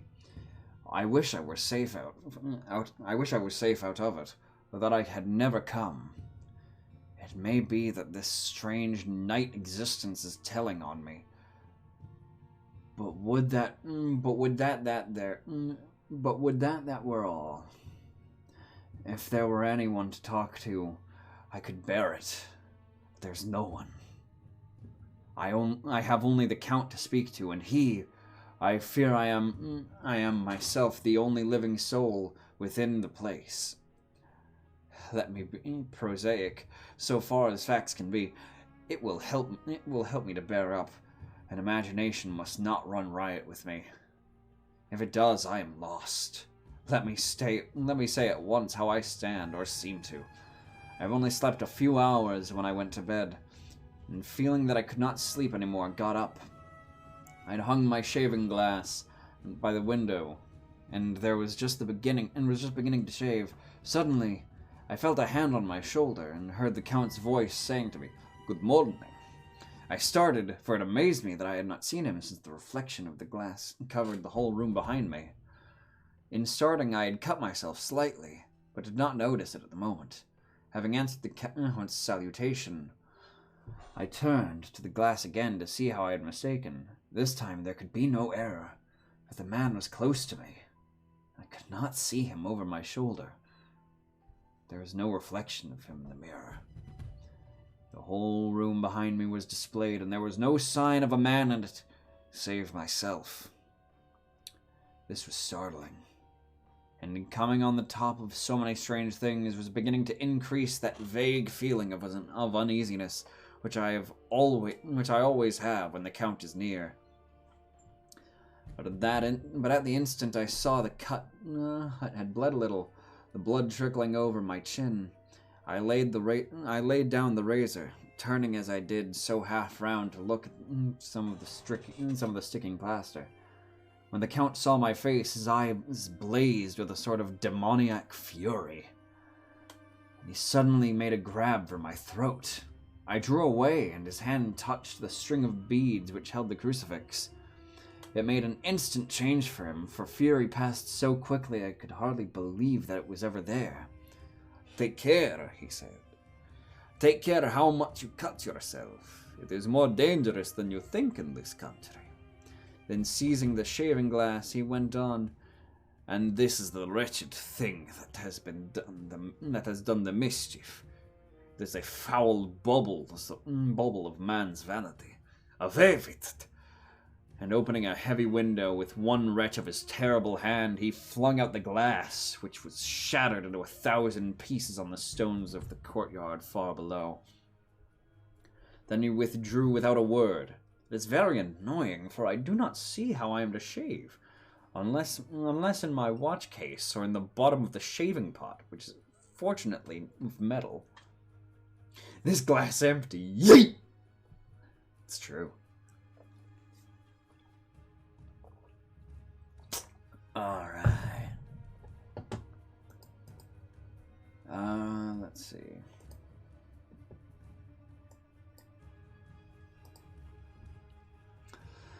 When I went into the dining room, breakfast was prepared, but I could not see the count anywhere. So I breakfasted alone. It is strange that as yet I have not seen the Count eat or drink. He must be a very peculiar man. After breakfast, I did a little exploring in the castle. I went on the stairs and found a room looking towards the south. The view was magnificent, and from where I stood there was every opportunity of seeing it. The castle is on the very edge of a terrible precipice. The stone falling from the window would fall 1,000 feet without touching anything. As far as the eye can reach in a sea of green treetops, with occasionally a deep rift where there is a chasm. Here and there, silver threads where rivers wind in deep gorges through the forests. But I am not in heart to describe beauty. When I had seen the view, I explored further. Doors everywhere, and all locked and bolted. In no place save from windows in the castle is there an available exit. The castle is a veritable prison, and I am a prisoner. Chapter 3. Jonathan Harker's Journal continued. When I found that I was a prisoner, a sort of wild feeling came over me. I rushed up and down the stairs, trying every door and peering out every window I could find. But after a little, the conviction of my helplessness overpowered the other feelings. When I looked back after a couple hours, the peasants tried to warn you, dude. It's true, they did. You fucked.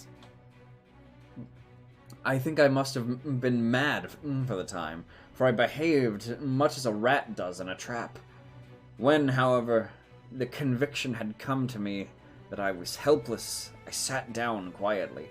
He had it coming. He had it coming.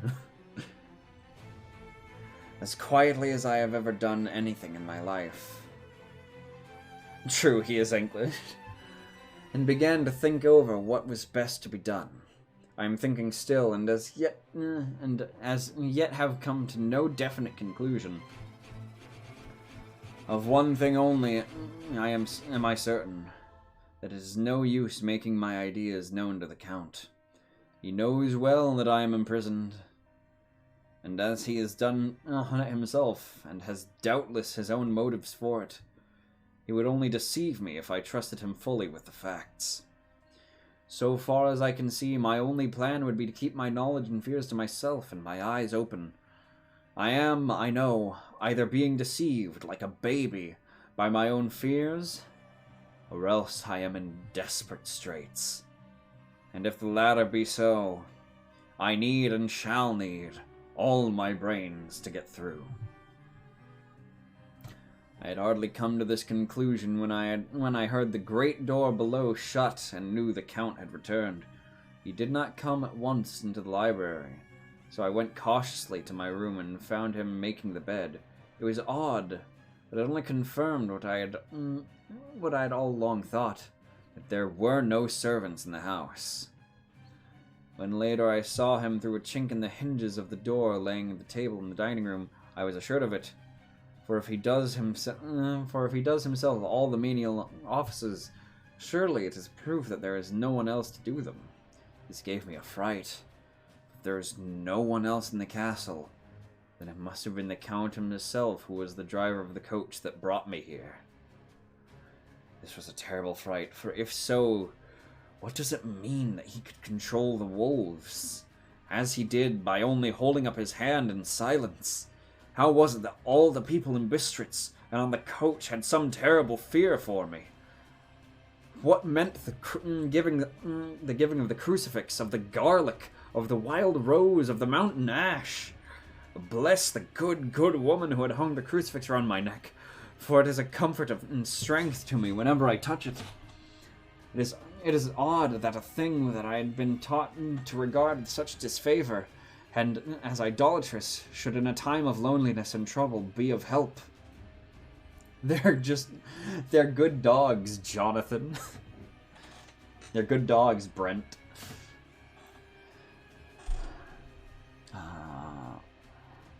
Is it that there is something in the essence of the thing itself? Or that it is a medium, a tangible help in conveying memories of sympathy and comfort? Sometime, if may be, I must examine this matter and try to make up my mind about it. In the meantime, I must find out all I can about Count Dracula, as it may be, as it may help me to understand. Tonight, he may talk of himself, and if I turn the conversation that way, I must be careful, however, not to awake his suspicion. Midnight. One sec.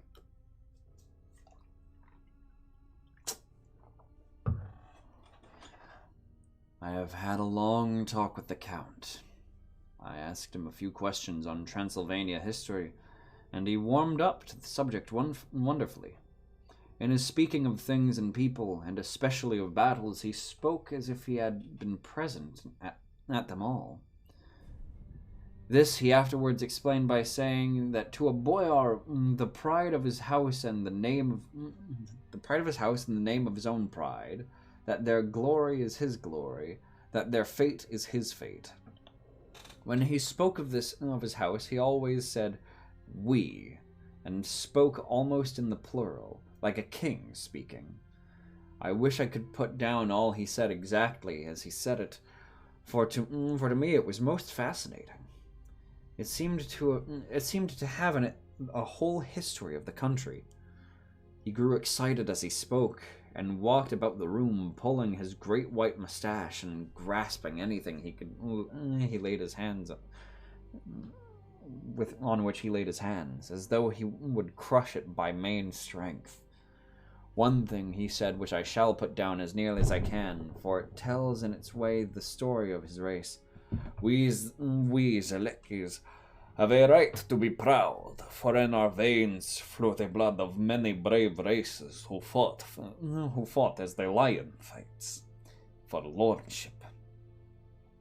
Here in the whirlpool of European races, the Ugric tribe bore down from Iceland the fighting spirit which Thor and Woden gave them, which their berserkers displayed to such fell intent on the seaboards of Europe, aye, and of Asia and Africa too, till the people thought that the werewolves themselves had come.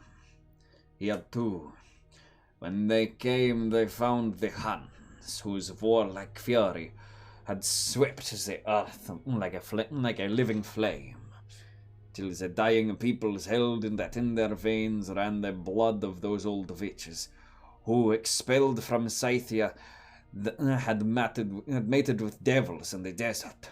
Fools! What devil or what witch was ever so great as Attila, whose blood is in these veins? He held up his arms. Is it a wonder that we were a conquering race? That we were proud, that when the Magyar, the Lombard, the Avar, the Bulgar, or the Turk poured his thousands into our frontiers, we drove them back?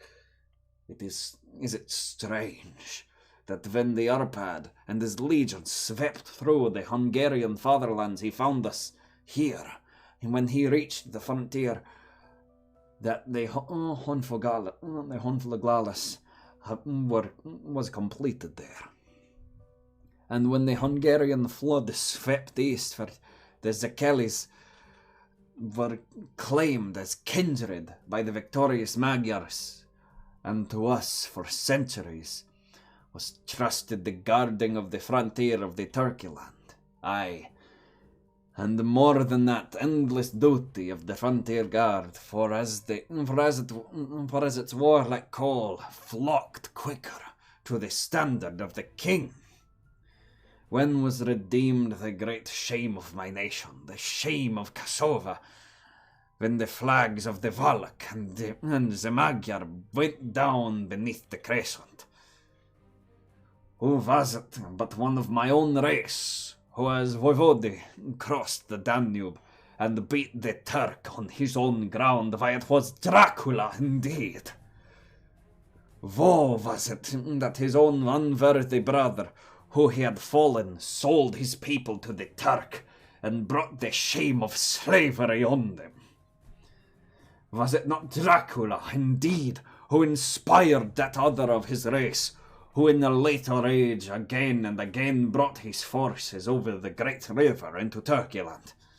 Who, when he was beaten back, came again and again and again, though he had triumphed, to come along from bloody field where his troops were being slaughtered, since he knew that he alone could ultimately triumph. They said that he thought only of himself. Bah! What good are peasants without a leader? Where ends the war without a brain and heart to conduct it? Again, when after the Battle of Mohacs, when we threw off the Hungarian yoke, we of the Dracula blood were against their leaders, for our spirit would not be broken that we were not free. Ah, young sir, the Zelekis and the Dracula, as their heart's blood, their brains, and their swords can boast a record that the mushroom grows like the Habsburgs and the Romanovs could never reach. The warlike days are over. Blood is too precious a thing these days of dishonorable peace, and the glories of the great races are as a tale that is told. It was by this time, close in the morning, that we went to bed. This diary seems horribly like the beginning of the Arabian Nights, for everything has a break-off at cockcrow, or like the ghost of Hamlet's father. Quick drink. Interesting. 12th of May. Let me begin with facts. Bare, meager facts, verified by books and figures, and of which there are no doubt. I must not confuse them with experiences which will have to rest on my own observation, or my memory of them. Last evening, when the Count came from his room, he began asking me questions on legal matters, and on doing of certain kinds of business. I had spent the day warily over books, and simply to keep my mind occupied, went over some matters. I began examining at Lincoln's Inn. There was a certain method in the Count's inquiries, so I shall try to put them down in sequence, that knowledge may somehow or sometime be useful to me. First, he asked if a man in England might have 2 solicitors or more. I told him he might have a dozen if he wished, that it would not be wise to have more than one solicitor engaged in one transaction, as only one could act at a time, and that to change would be certain to militate some against his interest.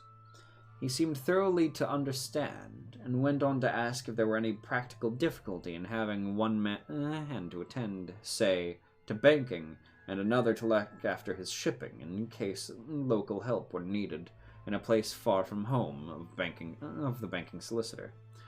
I asked him to explain more fully, so that I might not be any chance misled by him. So he said, I shall illustrate. Your friend and mine, Mr. Peter Hawkins, from under the shadow of your beautiful cathedral in Exeter, which is far from London, buys for me through your good self my place at London. Good. Here let me say frankly, lest you should think it is strange that I have sought the services of one so far off London instead of head of someone resident here, that my motive was that no local interest might be served save my wish only. And as one of London residents might, perhaps, have some purpose of himself, a friend to serve, I went thus afield to seek my agent, with labours which should only be should be only to my interest. Now, suppose I, who have much of affairs, wish to ship goods to, say, Newcastle, or Durham, or Harwich, or Dover. Might it not be that it could with more ease be done by consigning to one in these ports? I answered that certainly it would be most easy, but that we solicitors had a system of agency, one for the hands of other, so that local work could be done locally on instruction from any solicitor, so that the client, simply placing himself in the hands of one man, should have his wishes carried out by him without further trouble. But, said he, I could be at liberty to direct myself. Is it not so? Of course, I replied. Such is often done by men of business, who do not like the whole affairs to be known by any one person. Good, he said, and then went on to ask about the meanings of making consignments and the forms to be gone through, and all of sorts of difficulties which might arise, but by forethought could be guarded against. After this paragraph, I'm gonna need to refill my water again. We're going through a lot.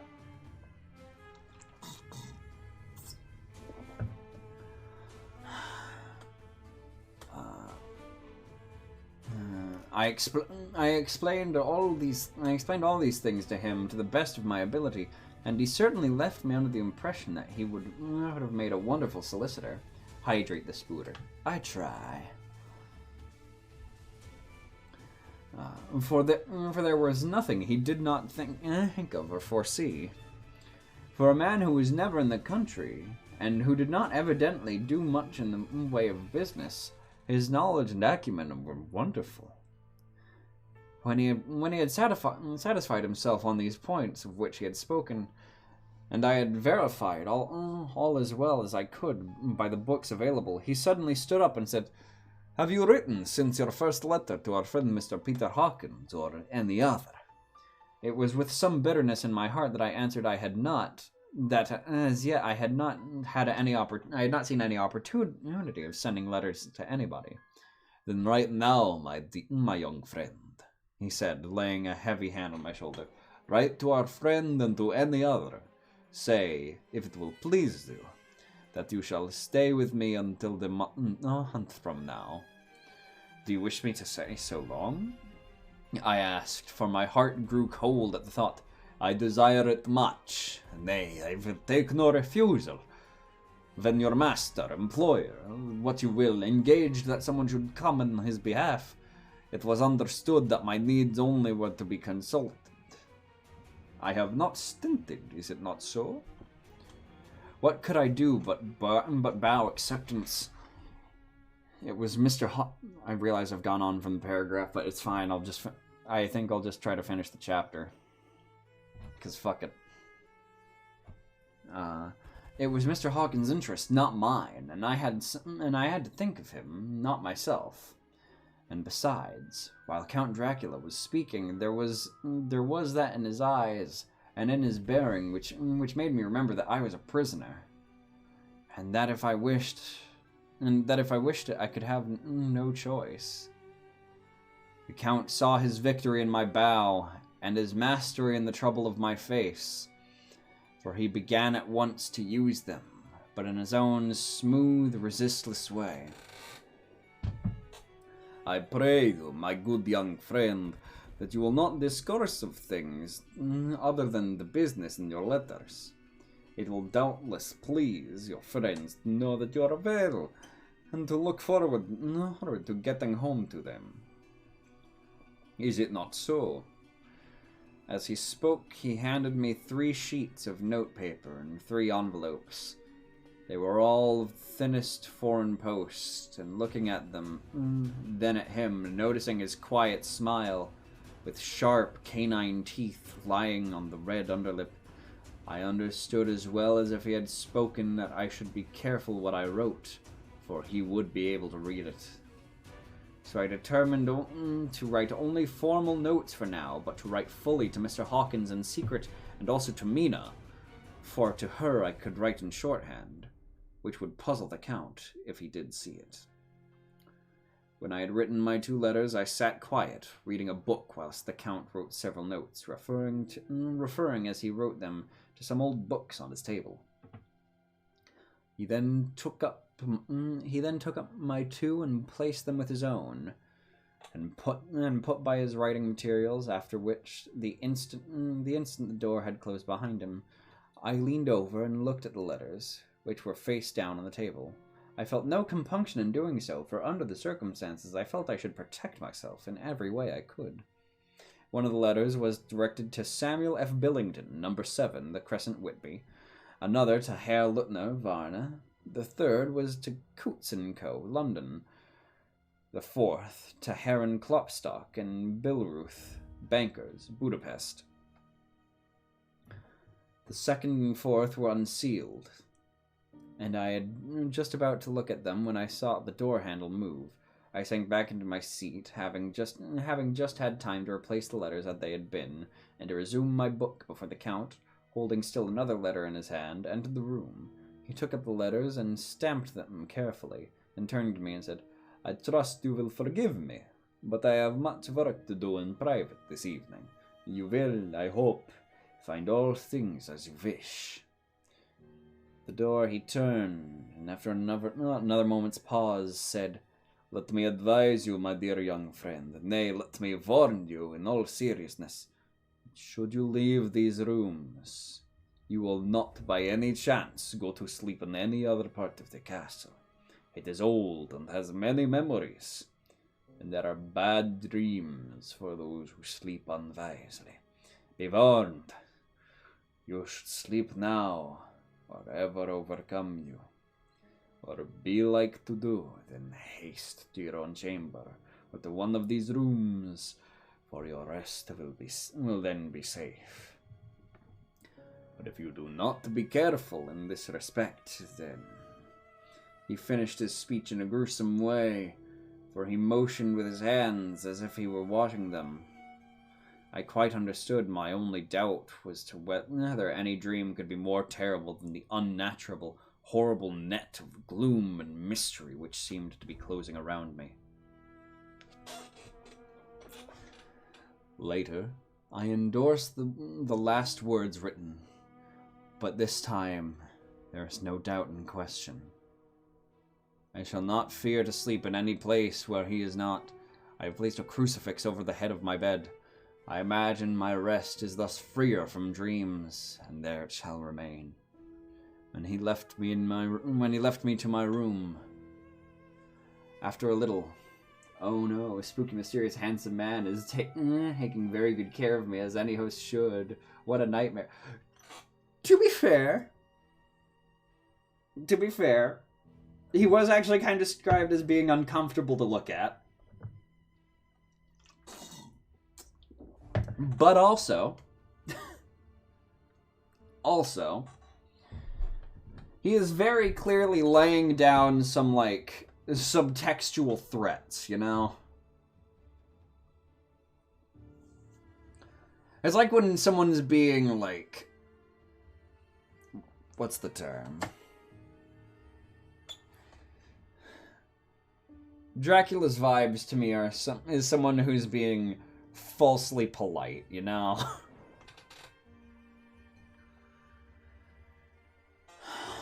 After a little while, not hearing any sound, I came out and went up the stone stair to where I could look out towards the south. There was some sense of freedom in the vast expanse, inaccessible though it was to me, as compared to the narrow darkness of the courtyard. Looking out on this, I felt that I was indeed in prison, and I seemed to want a breath of fresh air, though it were of night. I'm beginning to feel this nocturnal existence tell on me. It is destroying my nerve. I start at my own shadow, and I am full of all sorts of horrible imaginings. God knows that there is ground for my terrible fear of this accursed place. I looked out over the beautiful expanse, bathed in yellow moonlight, till it was almost as light as day. In the soft light, the distant hills became melted, and the shadows in the valleys and gorges of velvety blackness. The mere beauty seemed to cheer me. There was peace and comfort in every breath I drew. As I leaned from the window, my eye was caught by something moving a story below me, and somewhat to my left, where I imagined, in the order of rooms, that the windows of the Count's own room would look out. The window at which I stood was tall and deep, stone mullioned. I'm just being sassy. That's fair. That is how Yevon is wont to be. If Dracula were a bit younger, I would agree with you. Like, younger looking, you know what I mean. Where was I? Stone mullioned, and though weather-worn, was still complete, for it was evidently many a day since the case had been there. I drew back behind the stonework and looked carefully out. What I saw was the Count's head coming out from the window. I did not see the face, but I knew the man by the neck and the movement of his back and arms. In any case, I could not mistake the hands which I had had so many opportunities of studying. I was first interested and somewhat amused, for it was wonderful how small a matter it will interest and amuse a man when he is prisoner. My feelings changed to repulsion and terror when I saw the whole man emerge from the window and begin to crawl down the castle wall over the dreadful abyss, face down, with his cloak spreading out around him like great wings. First I could not believe my eyes. I thought it was some trick of the moonlight, of course, some weird effect of shadow. But I kept looking, and it could be no delusion. I saw the fingers and toes grasp the corners of the stones, worn clear of the mortar by the stress of years, and by thus using every projection and inequality move downwards with considerable speed, just as a lizard moves along a wall. What manner of man is this? Or what manner of creature is it in the semblance of a man? I feel the dread of this horrible place overpowering me. I am in fear, awful fear, that there is no escape for me. I am encompassed about with terrors that I dare not think of. 15th of May. Once more I have seen the Count go out in his lizard fashion. He moved downward in a sidelong way, some 100 feet down, and a good deal to the left. He vanished into some hole or window. When his head had disappeared, I leaned out to try and see more, but without avail. The distance was too great to allow a proper angle of sight. I knew he had left the castle now, and thought to use the opportunity to explore more than I had dared do so yet. I went back to the room, and taking a lamp, tried all the doors. They were all locked, as I had expected, and the locks were comparatively new. But I went down the stone stairs to the hall where I had entered originally. I found I could pull back the bolts easily enough, and unhook the great chains. The door was locked. I too relate to the Count when it comes to lizard-like movements. I mean, we've all climbed the stairs on all fours, right? On the wall. But the door was locked, and the key was gone. That key must be in the Count's room. I must watch should his door be unlocked, so that I may get it and escape. I went on to make through the examination of various stairs and passages, and try to find that open, and try the doors that opened from them. One or two small rooms make a thorough examination of various stairs and passages. One or two small rooms near the hall were opened. There was nothing to see in them except old furniture, dusty with age and moth-eaten.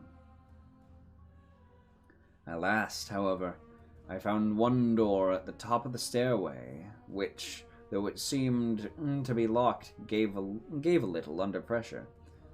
I tried harder, and found that it was not really locked, but there was resistance that came from the fact that the hinges had fallen somewhat, and the heavy door rested on the floor. Here was an opportunity which I might not have again, so I exerted myself, and with many efforts forced it back so that I could enter. I was now in a wing of the castle, further to the right of the rooms I knew, and a story lower down. From the windows, I could see that the suite of the room lay along to the south of the castle, the windows to the end looking out both west and south. On the latter side, as well as to the former, there was a great precipice. The castle was built on the corner of a great rock, so that on three sides it was quite impregnable, and great windows were placed here where sling or bow or culverin could not reach, and consequently light and comfort impossible to a position which had been guarded were secured. To the west was a great valley, and then rising far away, great jagged mountain fastness, rising peak on peak, the sheer rocks studded with mountain ash and thorn, whose roots clung in the cracks and crevices and crannies of the stone. This was evidently the portion of the castle occupied by the ladies in bygone days, for the furniture had more air of comfort than any I had seen. The windows were curtainless, and the yellow moonlight, flooding in through the diamond panes, enabled one to see even colors, whilst it softened the wealth of dust on which lay overall and disguised in some measure the ravages of time and the moth. My lamp seemed to be little effect in the brilliant moonlight, but I was glad to have it with me. There was a dread loneliness in the place which chilled my heart and made my nerves tremble. Still, it was better than living alone in the rooms that I had come to hate from the presence of the Count, and after trying a little to school my nerves, I found a soft quietude come over me. Here I am, sitting at a little oak table, where in old times possibly some fair lady sat to pen, with much thought and many blushes, her ill-spelt love letter, and writing in my diary in some shorthand all that has happened since I closed it last. It is 19th century up to date with a vengeance, and yet my useless senses deceive me. The old centuries had, and have, powers of their own which mere modernity cannot kill. Late, the morning of the 16th of May, God preserve my sanity, for to this I am reduced. Safety and assurance of safety are things of the past. Whilst I live here, there is but one to hope for, that I may not go mad, if indeed I be not mad already. If I be sane, then surely it is maddening to think of all the foul things that lurk in this hateful place. The Count is the least dreadful to me, that to him alone I can look for safety, even though this be only whilst I can serve his purpose. Great God, merciful God, let me be calm, for out of all the lies madness indeed. I begin to get new lights on certain things which puzzled me. Up to now, I never quite knew what Shakespeare meant when he made Hamlet say, "My tablets, quick, my tablets, 'tis meet that I put down," etc. For now, feeling through my brain like were unhinged, or as if the shock had come which to end in its undoing, I turned to my diary for repose. The habit of entering accurately must help to soothe me. The Count's mysterious warning frightened me at the time. It frightens me more now when I think of it, for in the future he has a fearful hold on me. I shall fear to doubt what he may say. When I had written in my diary, and fortunately replaced the book and pen in my pocket, I felt sleepy. The Count's warning came into my mind, but I took pleasure in disobeying it. The sense of sleep was upon me, and with it the obstinacy which sleep brings as an outrider. The soft moonlight soothed on the wide expanse without gave a sense of freedom which refreshed me. I was determined not to return tonight to the gloom-haunted rooms, but to sleep here, where, of old, ladies had sat and hung and sung and lived sweet lives, whilst their gentle breasts were sad when the menfolk were away in the midst of remorseless wars. I drew a great couch out of its place near the corner, so that as I lay, I could look at the lovely view to the east and south, and uncaring of the dust, compose myself for sleep. I suppose I must have fallen asleep. I hope so. But I fear that all that followed was startlingly real. So real now that sitting here in the broad, full sunlight of morning, I cannot in the least believe it was all sleep. I was not alone. The room was the same, unchanged in any way since I came into it. I could see along the floor, in the brilliant moonlight, my own footsteps marked where I had disturbed long accumulation of dust. In the moonlight opposite me were 3 young women, ladies by their dress and manner. I thought at the time that I must be dreaming when I saw them, for through the moonlight was behind them, they threw no shadow on the floor.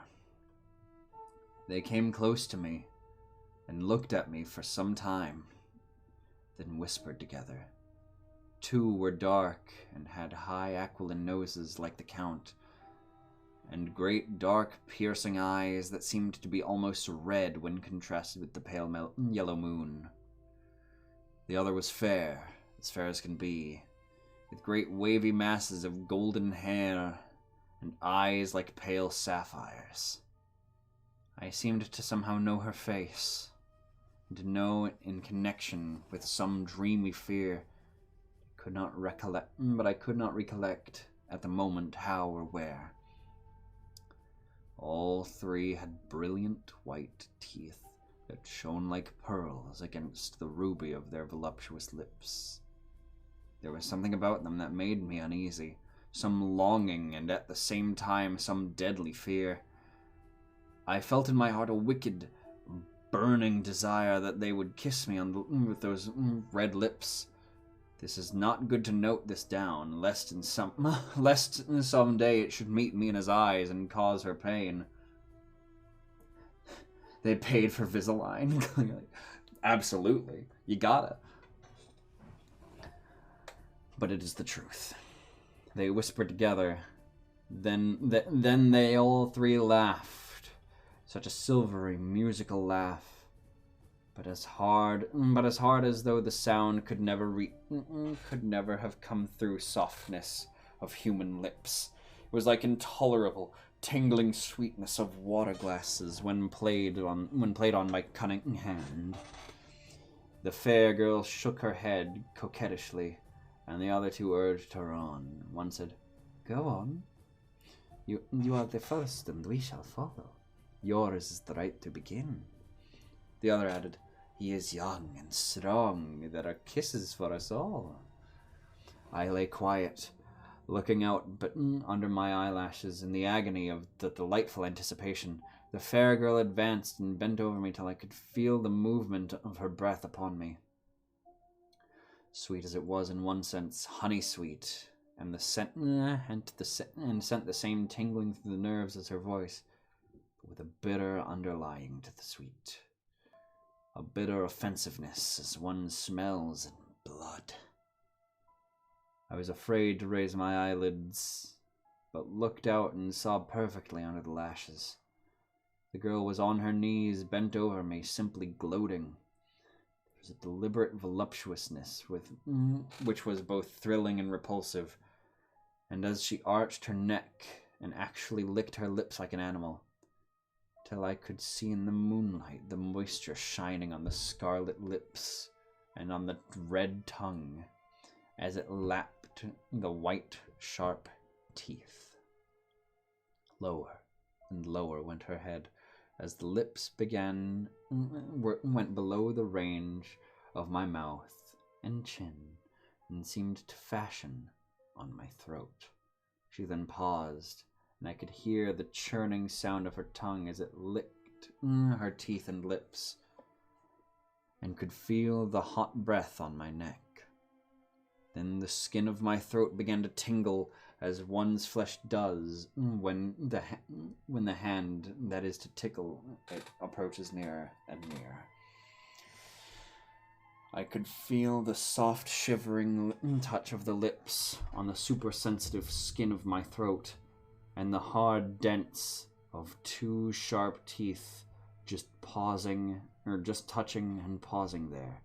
I closed my eyes in a languorous ecstasy and waited with beating heart. But at that instant, another sensation swept through me as quick as lightning.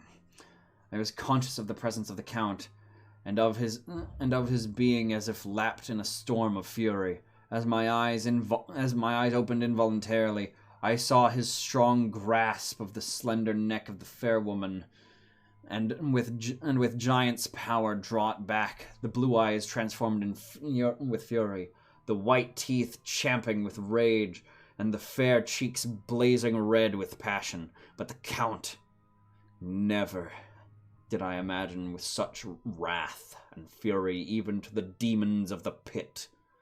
His eyes were positively blazing.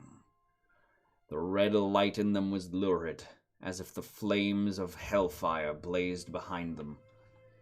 His face was deathly pale, and the lines of it were hard like drawn wires. The thick eyebrows that met over the nose now seemed like a heaving bar of white-hot metal.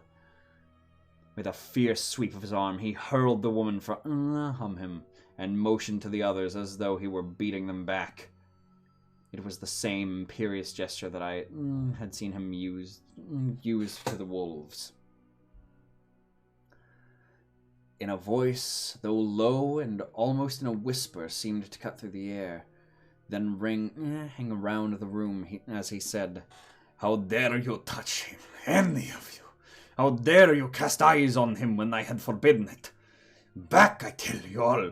This man belongs to me.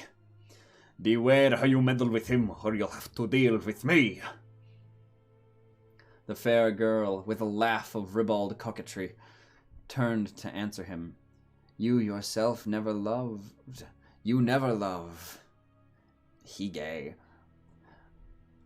On this the other women joined, and such a mirthless, hard, soulless laughter rang through the room, though it had almost made me faint to hear. It seemed like the pleasure of fiends. Then the Count turned, looking at my face attentively, and said in a soft whisper, "Yes, I too can love. You yourselves can tell it from the past, is it not so? Well, now I promise you that when I am done with him, you shall kiss him at your will. Now go! I must awaken him, but there is work to be done." Are we who have nothing tonight?" said one of them, with a low laugh, as she pointed to the bag which he had thrown upon the floor, and which had moved through, and which had moved as though there were some living there was some living thing within it.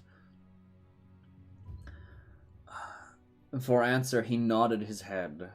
One of the women jumped forward and opened it.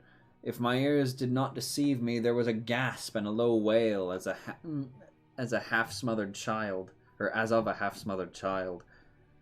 The women closed round, and whilst I was aghast with horror. You ever just have a favorite snack that keeps you company and makes you laugh for thousands of years? Oh, absolutely. Do you not? Whilst I was aghast with horror, but as I looked, they disappeared, and with them the dreadful bag. There was no door near them, and they could not have passed me without my noticing. They simply seemed to fade into the rays of moonlight, and pass through the window, for I could see outside the dim, shadowy forms for a moment before they entirely faded away. Then the horror came over me, and I sank down unconscious. I think, because my throat is tired, I know it's a short stream for a dramatic reading, but I think I'll call stream here. I hope you all have enjoyed it. This was a lot of fun for me. It's been a blast. I'm glad. 2.5 hours is a while. I guess that is true. And no problem, Guppy. I'm happy I could provide some entertainment. Vampires are probably one of my favorite things in fiction. So I'm glad I could do some justice to the origin of the popular culture vampire. But let's see. Is there anyone to raid?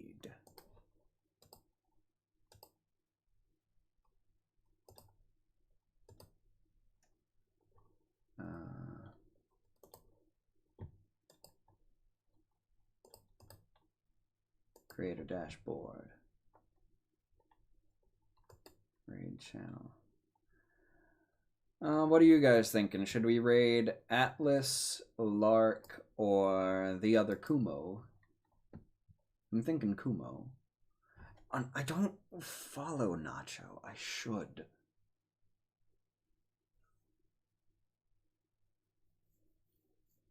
Alright, let's raid Kumo. Thank you all for stopping by. This was a ton of fun. Let's get that raid started. Yes, thank you all. This was fun.